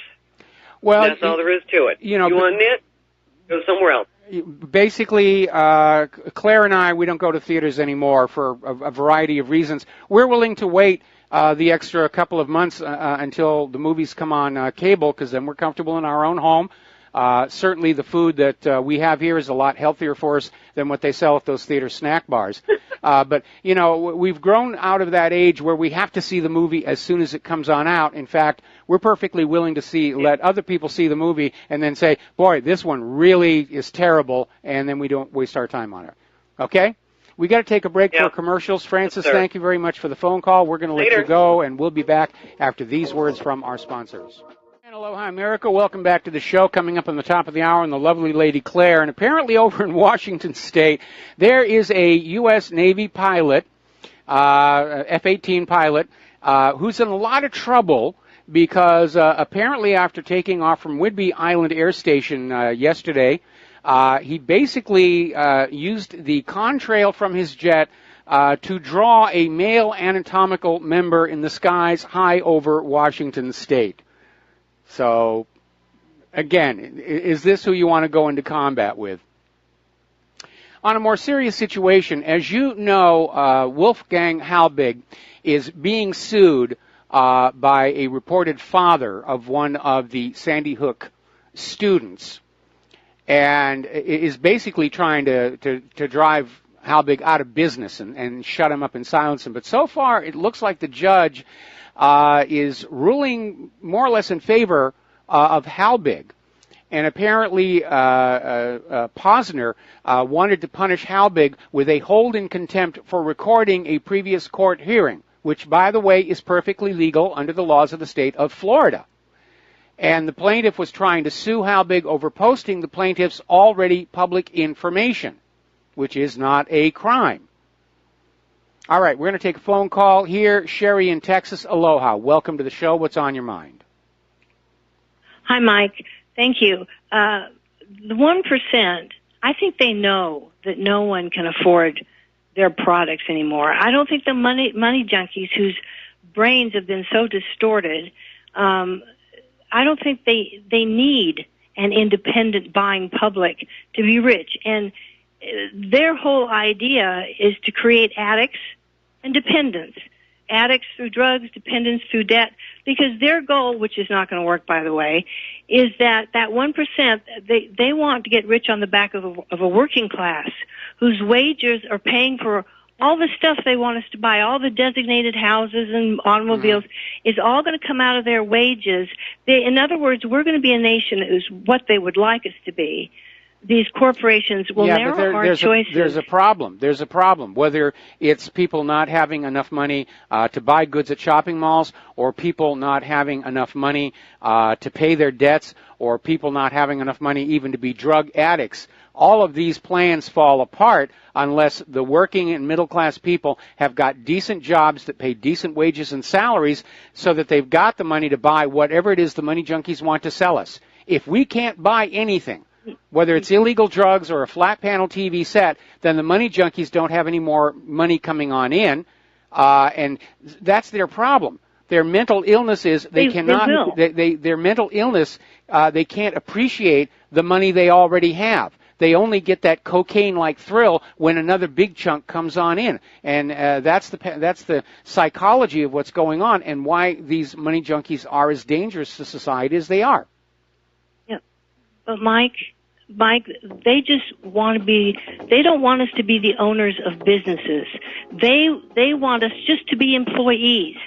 They want to. They want to bring back. They want to bring back. They just want us to be employees. They'll give us the jobs. Okay, and the houses. No, they won't. We pay out of our wages. No, if they had the jobs to give us, they would have given them to us by now. Anyway, we got to let you go for station identification, and we'll be back with Claire after these few words. Aloha, America. Welcome back to our show here, hour number 3. And for those of you watching on BAM User TV, this gorgeous creature sitting next to me is the lovely Lady Claire, and bringing us her unique perspective on the world. And what is it you want to talk about today? Well, yesterday, TransCanada Corporation had to shut down part of its Keystone oil pipeline system. They had a 5,000-barrel leak in South Dakota 4 days before neighboring Nebraska was set to decide on the company's long-delayed Keystone XL pipeline. Well, that's embarrassing. It's more than embarrassing. I mean, remember all of those people who were peacefully protesting and saying this is a really bad idea, guys? Turned out they were absolutely right. Yeah, I mean, the oil companies keep saying, we're going to build a pipeline and it's not going to leak. Yes, it's going to leak. They always leak. It's not a matter of if, it's always a matter of when. Yeah. And you've got to be thinking, where is that oil going to go? And certainly in the case of the Keystone protest on the Native American lands, their concern was that a leak in that pipeline was going to feed oil into their source of fresh water. Yeah. Now, raw petroleum coming out of the ground is a carcinogen. It is toxic. Yes. You don't want to be drinking it. You don't want to be bathing in it. You don't want to cook in it. You don't want to be irrigating your crops with it or giving it to your livestock. No. And the funny thing is, the original pipeline right-of-way had gone by another town, which was off the Native American lands. But there was a bunch of rich white people who lived in that town, and they said, no, you're not in my backyard. Just put it over on the Native American. Yeah, NIMBYs. Yeah, the NIMBYs. The NIMBYs, yeah. You know, and there may be a way to build a pipeline that is ecologically sound and ecologically earth-friendly, but I don't think we're there yet, Mike. Oh, no, it's possible to build a pipeline that's not going to leak. The problem is that they don't want to spend the money. Yeah. They want that pipeline to go through as cheaply as possible to maximize their profits. And again, the Environmental Protection Agency and the Minerals Management Service, both of which have jurisdiction over here, they're not enforcing any kind of safety standards. No, you know, just as when we had the Gulf oil spill. And that was done, that happened because of a completely value-engineered little piece that didn't actually work properly, correct? Well, basically, the Deepwater Horizon disaster happened for basically 2 reasons. First of all, every other oil-producing nation on Earth requires the installation of automatic acoustic blowout preventers on their drilling rigs. This is a machine that literally listens for a large gas bubble coming up, which is what can allow the column of oil to travel to dangerous speeds and pressures, and it will shut off the valve automatically. Yeah. Here in the United States of America, they only mandate the use of a manual blowout preventer, which means somebody has to be paying attention, and if they aren't, the blowout's going to happen.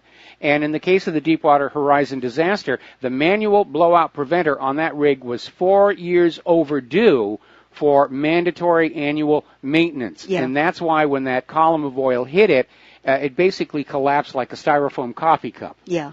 You know, and this apparently, this pipeline was within about a mile of major water facilities. Yes. that has to be so scary to anyone who's thinking in terms of long term. I wish sometimes this administration were thinking a little bit better in terms of long-term stuff. Unfortunately, one of the drawbacks of our particular system of government is that those people who are making these decisions are only thinking in terms of 2, 4, 6, or maximum 8 years. And after that, they're off into the private sector. And so they only think about, what might happen in the next 8 years. Well, probably nothing's going to happen in 8 years, and therefore I don't have to worry about it. And then what we find out, and we're seeing it all across the country, is the collapse of infrastructure decades and decades after it was created, just out of outright neglect. And I'll give you a good example. The irrigation system that turned the western deserts into usable agricultural land. Today it's only delivering about 1/3 of the water that it did when it was first constructed. But nobody wants to write a check to go on out and say, we got to fix this stuff. You hear me about water shortages in Southern California. Part of the reason for that there are huge water mains underneath the city of Los Angeles that are cracked and just dumping usable drinking water into the soil, into the earthquake faults, I might add. And parts of the aqueduct, same thing. They're cracked, and they're just losing huge amounts of water into the desert where it does nobody any good. But nobody wants to spend the money to fix or replace any of this infrastructure because we have to buy bombs and bullets, and we have to drop white-hot flaming death on innocent people around the world until they agree that the United States of America is great again. It makes no sense. It's crazy making. Of course it's crazy. And let's bob on down to the certain situation with uranium-1. Apparently, the Justice Department head has ordered senior federal prosecutors to evaluate whether or not a special counsel should investigate the uranium-1 deal and alleged unlawful dealings related to the Clinton Foundation. Now, apparently, in response, Podesta has penned an unhinged op-ed after the news accusing President Trump and A.G. Sessions of attempting to turn the United States into a banana republic. And we have a shout-out. Yes, we have a shout-out now to our on-air affiliates who are just now rejoining our network. Now, interesting, go back up here to this language where Sessions has ordered senior federal prosecutors not to conduct an investigation, but to evaluate whether, and that's his trap door. That's how he's going to get out of it. Because remember, when Sessions was testifying before Congress the other day, he came out and said, I haven't seen enough evidence to justify an investigation into the Clintons. And the way that he talks in this article, and I'm going to read just a little bit of it. Okay, it's official. President Trump wants to upend 230 years of constitutional history and principle to run the U.S. Justice Department like a banana republic, or perhaps more aptly, like what now passes for the rule of law in the country he aspires to emulate, the Russian Federation. Holy Hieronymus Bosch. I mean, Mike, for heaven's sakes. Well, it is getting hysterical. I mean, this is way over the top there. Where he's saying, he's tearing down the founding fathers and the Constitution, and it's banana republic. And Hillary's been hitting this thing. We're a dictatorship now. Oh, please. She's out there, and as I mentioned earlier in the show, one of Hillary's supporters came on out and said, well, the tradition is that you don't prosecute the loser in a presidential campaign. No, that's never been a tradition, and it's ridiculous. If you break the law, you should go to jail, even if you are a loser, Hillary. Yes. And, and of course, there was that veiled threat by Hillary in her Mother Jones interview, where she said, if I'm charged, terrible things will happen. Oh, she probably has the mojo to make some terrible things happen. I'm sure that if it were not for her dead man switches all over the country, that she would have already fallen out of an airplane or something. Yeah. I'd like to go over now to the emerging situation with Saudi Arabia. Apparently, Prince Salman is going to be taking over from his dad next week. I don't know why I've got the geopolitical nudges about next week, but I sort of do, and for a number of reasons. Thanksgiving is a wonderful symbolic target for a false flag act of terror, either on the Macy's parade or one of the football games. And right now, the U.S. is talking about getting involved in major wars around the world. I mean, much worse than we've got right now. But they don't have the support of the American people. No. The American people are war-weary. And so the thinking in Washington, D.C. probably is that there's got to be something really horrific, like a nuclear explosion somewhere, where everybody will say, oh, save me, we're under threat. Please take my money, take my children, send them off to horrible deaths here, but just, don't let the bad people get me. Right, right. There is an emerging relationship between Chinese President Xi Jinping and Saudi Arabia's King Salman. They talked yesterday.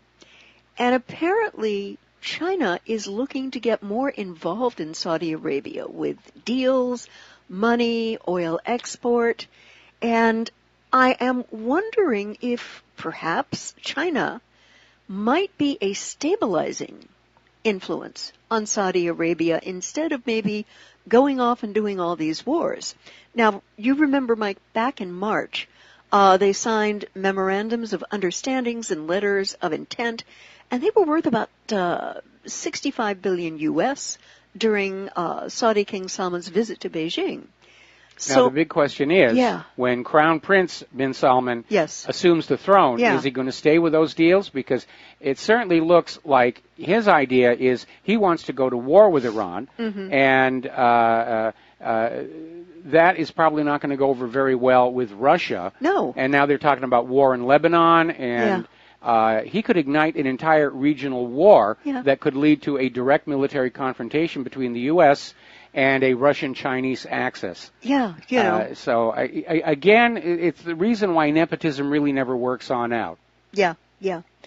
And I am wondering if there is going to be more of an economic turn toward China, because remember, China and the BRICS are getting rid of the dollar, casting off the dollar just as fast as they can do it.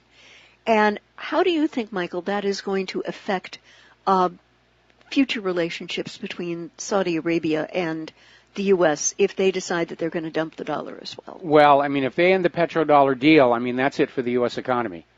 Because with insufficient manufacturing and nobody wants our GMO agriculture, forcing the world to go through the U.S. dollar for a small fee is the only thing that is actually bringing any kind of new wealth into the U.S. economy. And so if that collapses, then we're going to see the beginning of runaway hyperinflation in this country. We're going to be walking around like people in Zimbabwe with paper notes in our pockets that says $100 trillion, and it's going to really be worth about 12 cents. Leading to the inevitable collapse, as eventually did happen to Zimbabwe. But I am wondering if maybe Xi Jinping can move Prince Salman away from the concept of war as a way to get what he wants, and perhaps toward economic measures. What do you think?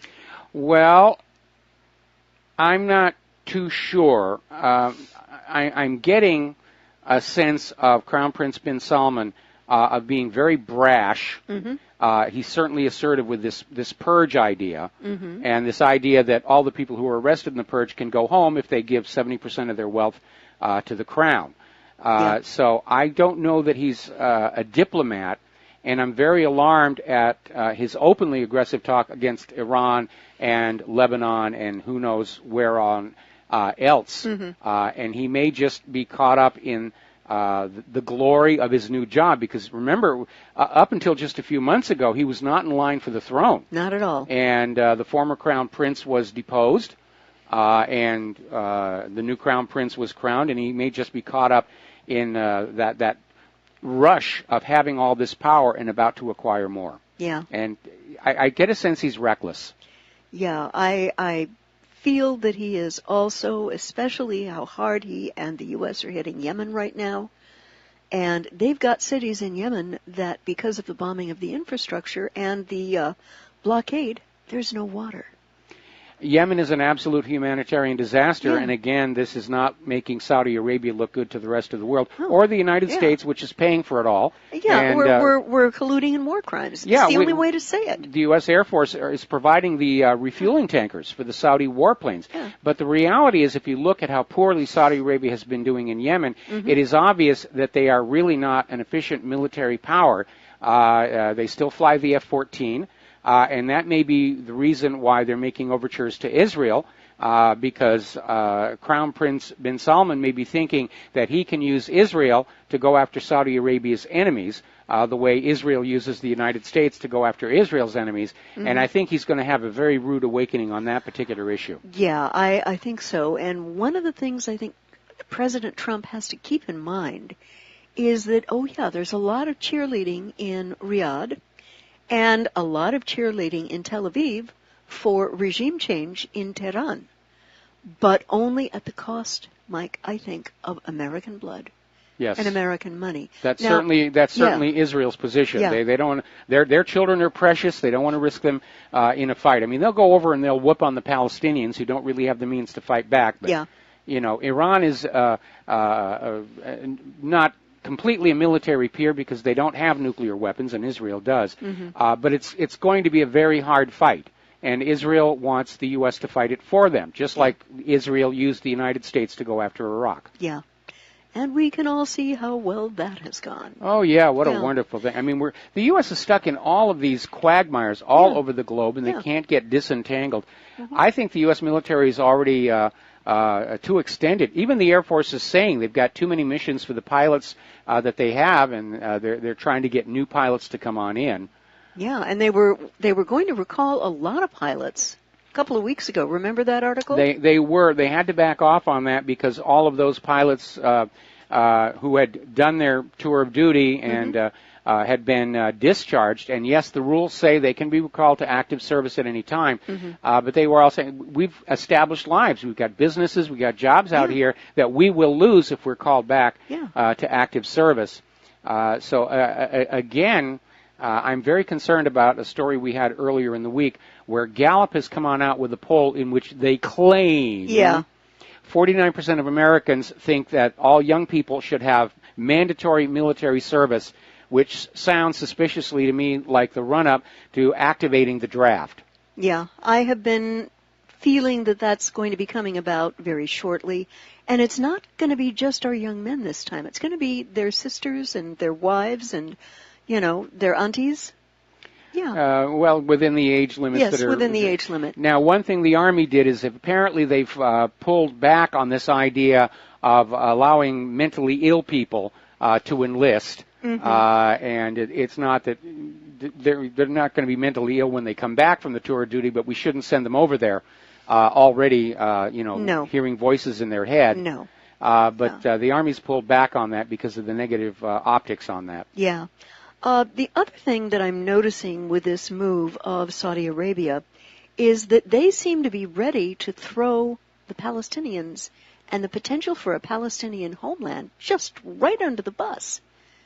And I can't imagine how absolutely betrayed the Palestinian people and the leadership must feel that, it's okay to just throw us under the bus if you're Saudi Arabia, because that's exactly what it looks like is happening. Well, this is actually going to increase tension between Saudi Arabia and its other Muslim Arab allies in the region, because they have remained united on this idea that the Palestinians do deserve their own state and their own home. And now, apparently, under Crown Prince bin Salman, the idea is, we need a partnership with Israel because we need them to fight our war.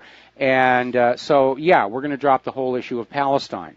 I don't think the other countries in the Mideast are going to do that. But again, this could turn into a regional war involving all of these countries. Yeah.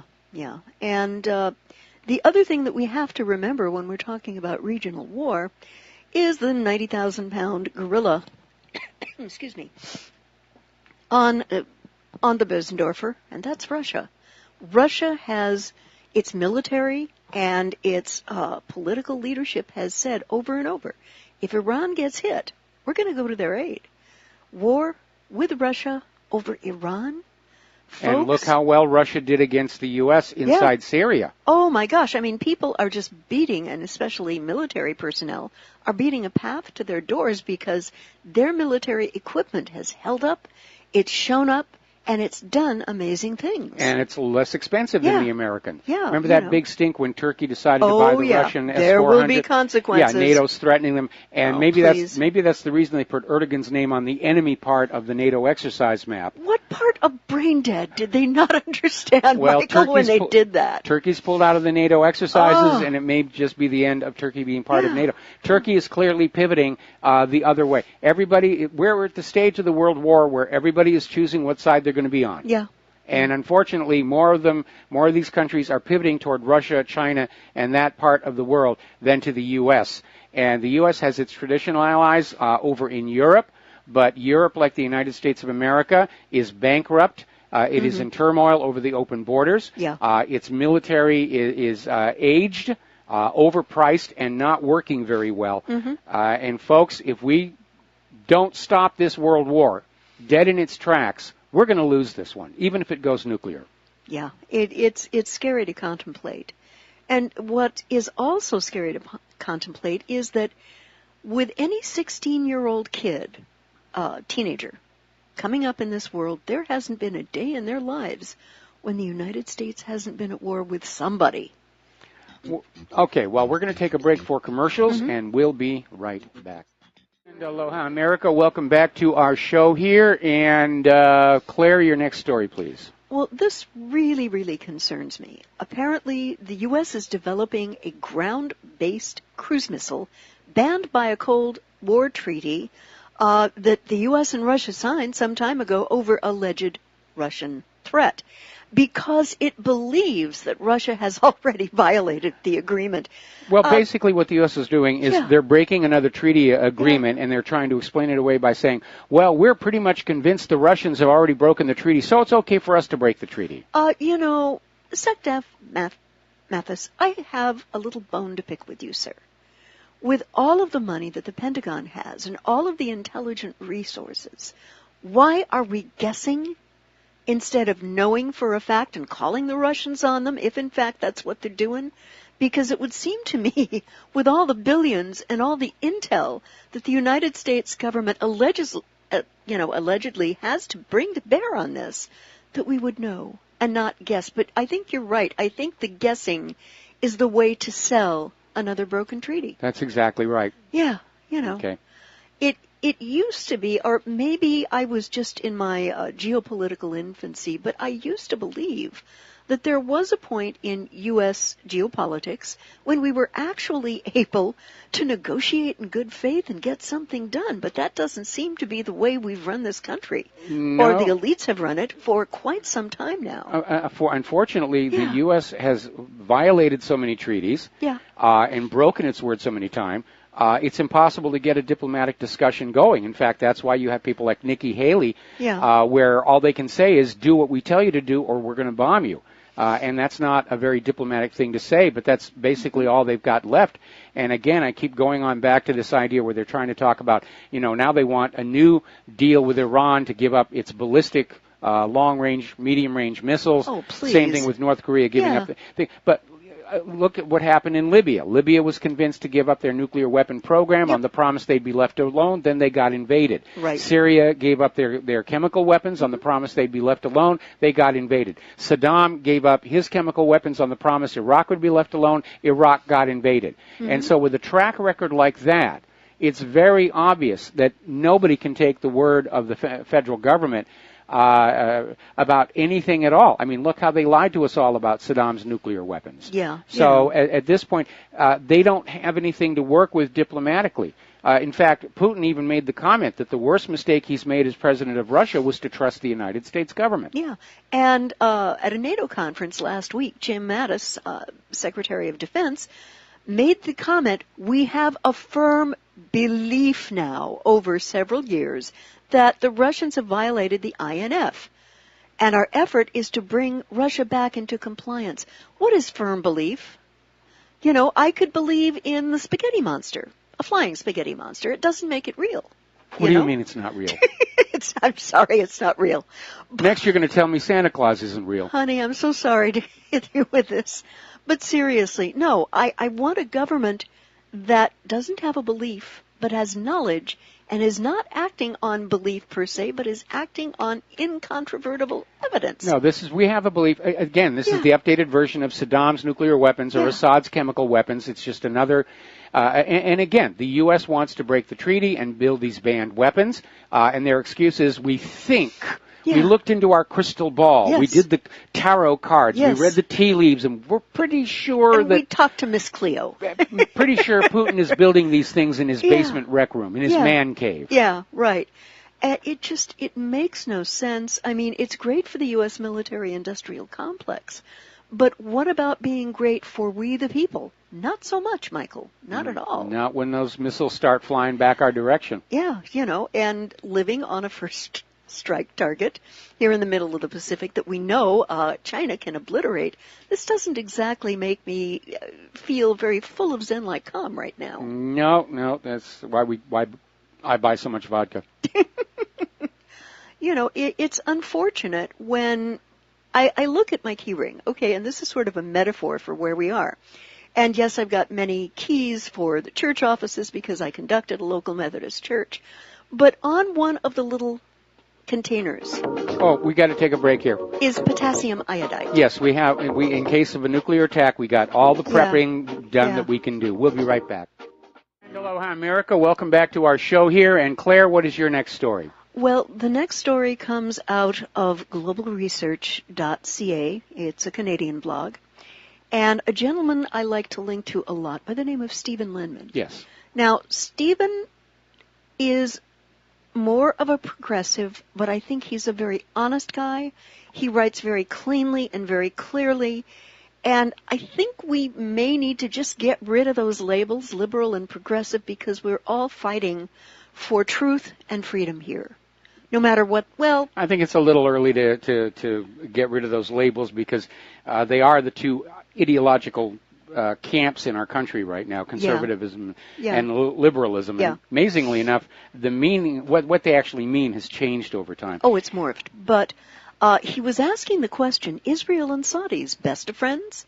And there was apparently an op-ed given on a Saudi-owned, London-based elaf.com where the IDF chief of staff, Gadi Eisenkot, said Israel is willing to share intelligence with Riyadh. Yes, Riyadh needs to be very careful about that because much of Israeli intelligence they share is just made up nonsense. Remember, where Iraq was building nuclear bombs underneath the power station at Osirak, and then Israel bombed the power station at Osirak. Following the Iraq War, international observers went on in, and all they found were the ruins of a power station. There was no secret bomb factory underneath it, as Israel had claimed. And like Israel actually has underneath Dimona. So this will definitely work to Israel's advantage, but not necessarily to Riyadh. Right. And my concern is that Crown Prince bin Salman, he's had a very, luxurious youth traveling around and doing what people with lots of money are allowed to do. And I think in some ways, my read of him is that he is as naive assuming the throne of Saudi Arabia as Donald Trump was going into the White House. And I think he's going to get used by Israel. Yeah, it could happen. But Eisenkot made a statement that I had to kind of look at and go, whoa, sir, are you serious? Are you kidding me? And he said, we are ready to exchange experiences with moderate Arab countries and exchange intelligence to confront Iran, and Iran is the region's greatest threat. Now, let's just pull back from that a little bit. I don't know how Eisenkot is characterizing Saudi Arabia as moderate, but I couldn't go there as a Christian. I would get flogged. I would get parts of my body probably cut off, or I would get killed. The same with you as an atheist, or the same with him as someone who espouses the Jewish faith. How in the name of Sam Hill is he calling current Saudi Arabia moderate?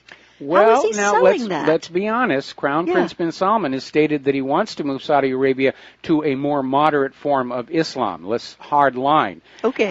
But again, the idea is Saudi Arabia is going to be pitching this idea at the meeting of the Arab League. Yes. That they all need to gang up on Iran because Iran somehow represents a threat to the region. When again, it is Saudi Arabia that is making the war talk alongside Israel. Yes. Yeah. I mean, as you have mentioned many times before on the show, Iran hasn't started a war in like 200 years. They have not initiated a war of conquest against another country in over 200 years, a claim that certainly the United States and Israel cannot come close to. Israel can't seem to go 6 months without attacking and bombing somebody. Yeah. And same thing these days with the United States. I mean, now we're pouring into Somalia. Yeah. And both countries, both Israel and Saudi Arabia, are warrior nations. And Saudi Arabia has funded some of the worst Islamic terror in the region. Yes. You know, ISIS, Al-Qaeda, Al-Nusra, et cetera, you know, and there are a lot of names of a lot of these groups. And the alignment of the United States with these groups, which has been proven and documented over and over again, you know, it just boggles the mind. These groups are used anywhere the government wants to create trouble. Yes. Duterte found that out in the Philippines. Yes. Real quick. And, yeah, you know, I am very uncomfortable being a citizen of a country that is constantly committing war crimes around the world. Right? Absolutely, absolutely. You know, what's looking at the situation today reminds me of something that happened way back before we even went into Iraq the first time. And there was this story coming out about how the State Department was going around the world securing treaties with other countries that U.S. Military officers and government officials could not be sent to The Hague for war crimes trials. And everybody was saying, what the heck is going on? And I said, well, it's very obvious. If they're trying to indemnify themselves from war crimes charges, they're planning on committing war crimes. And that is, of course, exactly what's happened. Use of torture and white phosphorus into residential areas, all kinds of things. Yeah, you know, and they've been using, the Saudis have been using depleted uranium, and now they're having, in Yemen, and now they're having this just huge explosion of birth defects. Yes. Stillbirths. Same thing that happened in Iraq. Yeah. With the depleted. Same thing that happened to our returning veterans from Iraq. Yeah. That's one of the big covered-up stories in the military, in the veterans area, is how many of those veterans returning from Iraq came home, decided they were going to have a family, and there's just this epidemic of severe birth defects. Yeah. Because daddy or mommy inhaled some of that depleted uranium dust, and they're contaminated now. Yeah, you know, and to poison a child in the womb deliberately, I cannot tell you how completely horrific morally, I don't care what your religious aspect is, but morally it is one of the most horrific things you could do to a little baby. Well, it's not that anybody said we're going to go on out and cause all these birth defects, especially among the families of our own returning veterans. It's just not a consideration. They want to use the depleted uranium because it's denser than lead. It carries more energy from the artillery to the target. Yeah. And the fact that when it vaporizes, it becomes this highly toxic cloud of dust that is carried on the wind is irrelevant to that idea. And along with that, of course, the U.S. is making our nuclear waste problem somebody else's nuclear waste problem by taking our nuclear waste and making bullets with it and shooting it into other countries. Yeah. It just... It's very scary morally to me what the United States as a government is doing out there. Yes. And I wish that there were some stronger voices against it, like our Tulsi Gabbard. Yes. You know, if the Democrats are looking for someone unsullied they could bring forward for 2020, it's got to be Tulsi Gabbard. It's never going to happen because she is anti-war. And the war agenda is controlling everything. I mean, Donald Trump campaigned saying no more foreign interventions, and look how quickly they got him corralled and compromised, and he's out there now, you know, saying, yes, let's fling rockets and stuff at everybody. Yeah, you know, white hot death. I'd like to bop on over to some information about the vaccine industry, the medical industrial complex. It's been a couple of bad years for the vaccine cartel. Good. And the Council on Foreign Relations mistakenly proved that the largest outbreaks of infectious diseases are within the most highly vaccinated populations. Imagine my shock. Oh, my gosh. And it was especially the case for measles, mumps, rubella, polio, pertussis outbreaks. And, you know, you're looking at countries, primarily the U.S. and the West, the European Union, and New Zealand, each with the highest number of mandated vaccines, led the list of nations where these problems just seem to get worse. And apparently that whole concept of herd immunity absolutely failed to begin with. And given the repeated incidences of infectious outbreaks in populations where you've got like 94% or more vaccine compliance, you've got also the emergence of new viral strains. And so the concept of herd immunity needs to be just thrown out the window because it's not working. It's snake oil is really what it is. Yeah. And getting on back to the issue of aluminum being used as an adjuvant, aluminum is a known neurotoxin, and we're pumping something like 1,000 micrograms of it into the arm of newborn children in their first 18 months of life. They're getting all of this. And my understanding is there was only ever one study done of this aluminum adjuvant being harmful, and it was done with some rabbits where they were injected with this aluminum adjuvant, and they were allowed to live their lives, and apparently they succumbed to some serious medical issues, all caused by the aluminum. But the study never actually had a report because apparently at the last minute, the bodies of the rabbits all disappeared mysteriously. How convenient. Yes, just... They were here last night. I have no idea. Well, we Magic rabbits. Can't do an autopsy, can't complete our report. Yep. And when you get to influenza vaccines, I mean, that's never been a really exact science of any kind. But for the 1992, 1993, 1997, 1998 seasons, the vaccine concoction of flu strains was only 16% effective, and a lady by the name of Catherine Severin, who monitors the actual WHO prediction results and compares them with CDC claims, has stated that, depending upon the study cited, flu vaccine efficacy actually ranges from a low of 0%. Well, they finally figured out what's going on, and the problem is that they're culturing the flu virus in egg albumin. And the problem is the flu mutates to adapt to the fact that it's dealing with chicken proteins. And so when it's harvested from the albumin and made into the vaccine, it is now basically looking for the wrong flu. Oh, boy. When it's injected into humans. That's and no that good. is a big reason why it doesn't work. Yeah. We have a phone call here. Rod in Arizona. Aloha. Welcome to the show. What's on your mind?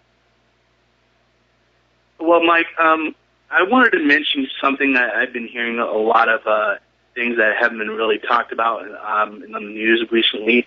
But I'm a combat veteran. I'm a disabled vet. I served in the Army during my time in Iraq.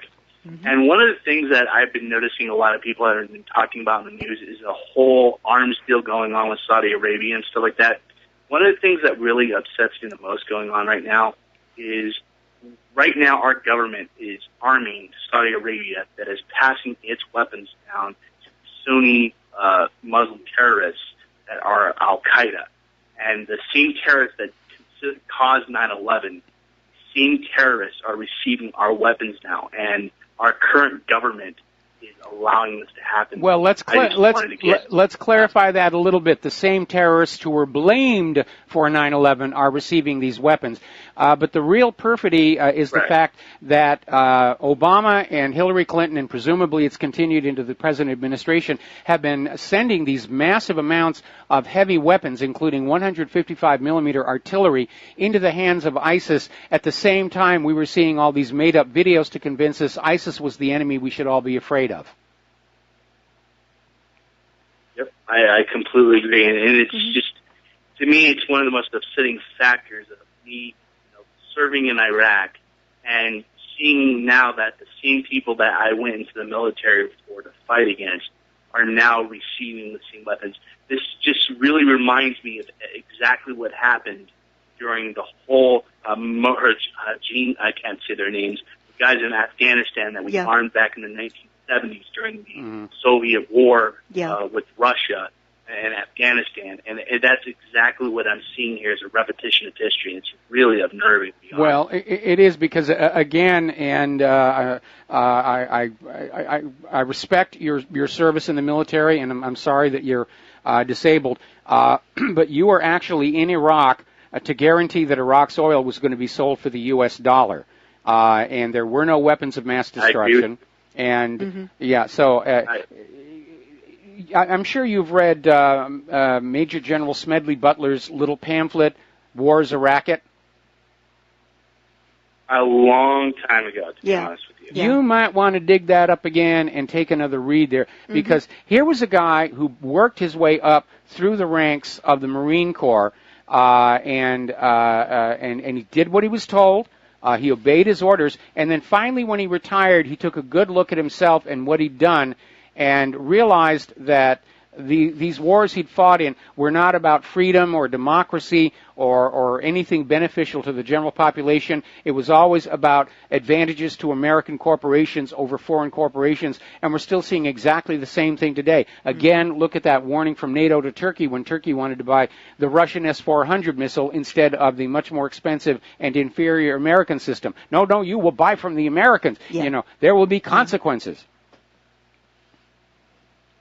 And you know, that's the saddest part about it is, you know, when I was young, when I was 18, I joined the military for that cause.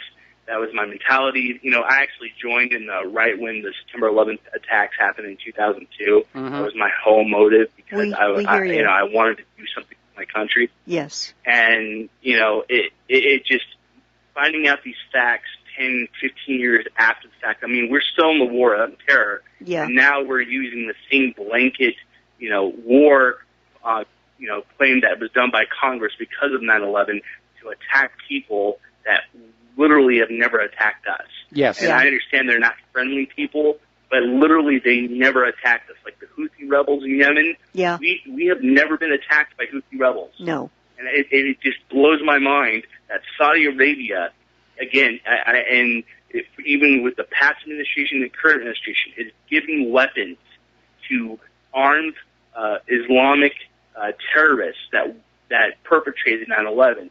And both administrations are to blame here, but I'm going to be blunt with you. You know, Obama did it too, but Obama's not president anymore. Donald Trump is. Yes. Right. And he supposedly claims that he's tough on terror, but how do you claim to be tough on terrorism when you still provide one of the worst Wahhabi terrorist states in the world that beheads Christians and anybody who's not Muslim these weapons? It makes no sense to me. It boggles my mind. No, the U.S. is using Saudi Arabia as a proxy. Oil. Certainly in Yemen. Well, there's the oil, the petrodollar deal. But the U.S. is using Saudi Arabia as a proxy because the American people are sick and tired of more wars. What happened in Yemen was that several years ago there was a U.S. intervention in Yemen that brought down the Yemen's elected government and imposed puppet rule, and the Houthi rebels are the ones who said, no, we want a Yemeni government in Yemen, and they kicked the puppet rulers out. And that's when the U.S. went to Saudi Arabia and said, you go into Yemen, you slap those people down and tell them they have to love their puppet rulers. We have to take a break for a commercial here. Rod, thank you very much for the phone call. We're going to take a break here, back with the last segment of our program. Take care. And aloha, America. Welcome back to our show. Last segment of our show on this Pauhana Friday. We've got time enough for just 2 more phone calls, and we're going to start here with Arthur in Massachusetts. Aloha. Welcome to the show. What's on your mind? Hi, Mike. This is Arthur. How you doing? I'm doing great. All right. I called in a while back. I wanted to talk to you about a couple things. The other one, which I never got to, which was this Iranian building collapse. Did I ever touch on that with you? It doesn't ring a bell. Are you familiar with that? AE 9/11 Truth has a thing up about it. I guess if you went, I don't know how you'd search that, but because they have so much stuff. But it seems that it was a controlled demolition. It's the same as the trade centers. Yes. So you are familiar with that? Well, I know that when buildings collapse naturally, they tend to fall over to one side, and it's only a controlled demolition that will bring a building down into its own footprint. Yeah, pancake it. Yes, and I just hope you'll look at that. I mean, I'm not sure what it amounts to. I mean, it's just another example, but it's, of course, it was a secret. I mean, it was whatever the word is. You know, nobody. They're still trying to say that it just happened. Similarly. All right. Well, anyway, I have one more thing, and I'll let you go. Real quick, because we're running out of time.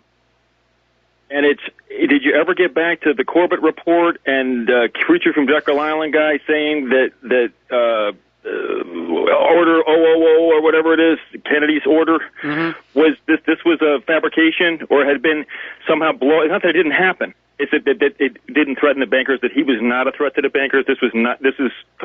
And it was attributed to the guy that just died, Jim Mars. Well, obviously Corbett and I disagree on that. Because, again, if it was not a threat to the bankers, then how did John J. McCloy wind up on the Warren Commission? Because he was a banker, president of the World Bank and the Chase Manhattan Bank. There's no reason for him to be there. He's certainly not qualified to investigate the murder of a president unless he's there to cover up a financial link. Anyway, listen, we're going to let you go. We're almost out of time, and I want to fit in Jack in Atlanta. Jack in Atlanta, welcome to the show. What's on your mind? Yes. Hi, Mike and Miss Claire. Hello. Jack from Atlanta. Yes. Whoop. Oh, no. Did we just lose Jack? We just lost it again. Oh, drat. Okay. Boy, Skype is just... Okay. Okay, Jack, I'm sorry about that. Skype is just really not behaving today. I'll call again. Well, no, you've got about a minute here if you want to make your point.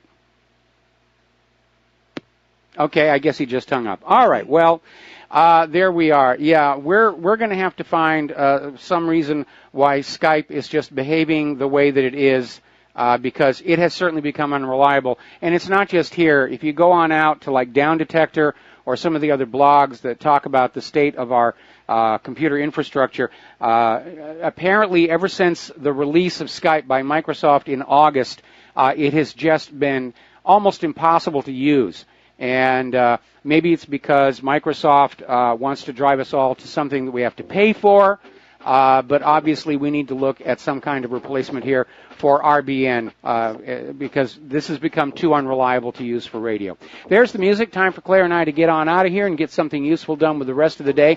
Have yourselves a really good weekend. Stay tuned for John Stadmiller, and he's got lots of interesting things to share with you. Take what you learn at the website. Keep putting that out there, especially Russiagate, Primarygate, Dossiergate. We have to keep pushing those out there against the noise of all the sexual dalliances that are flooding the corporate media. We'll be back on Monday. Aloha, America.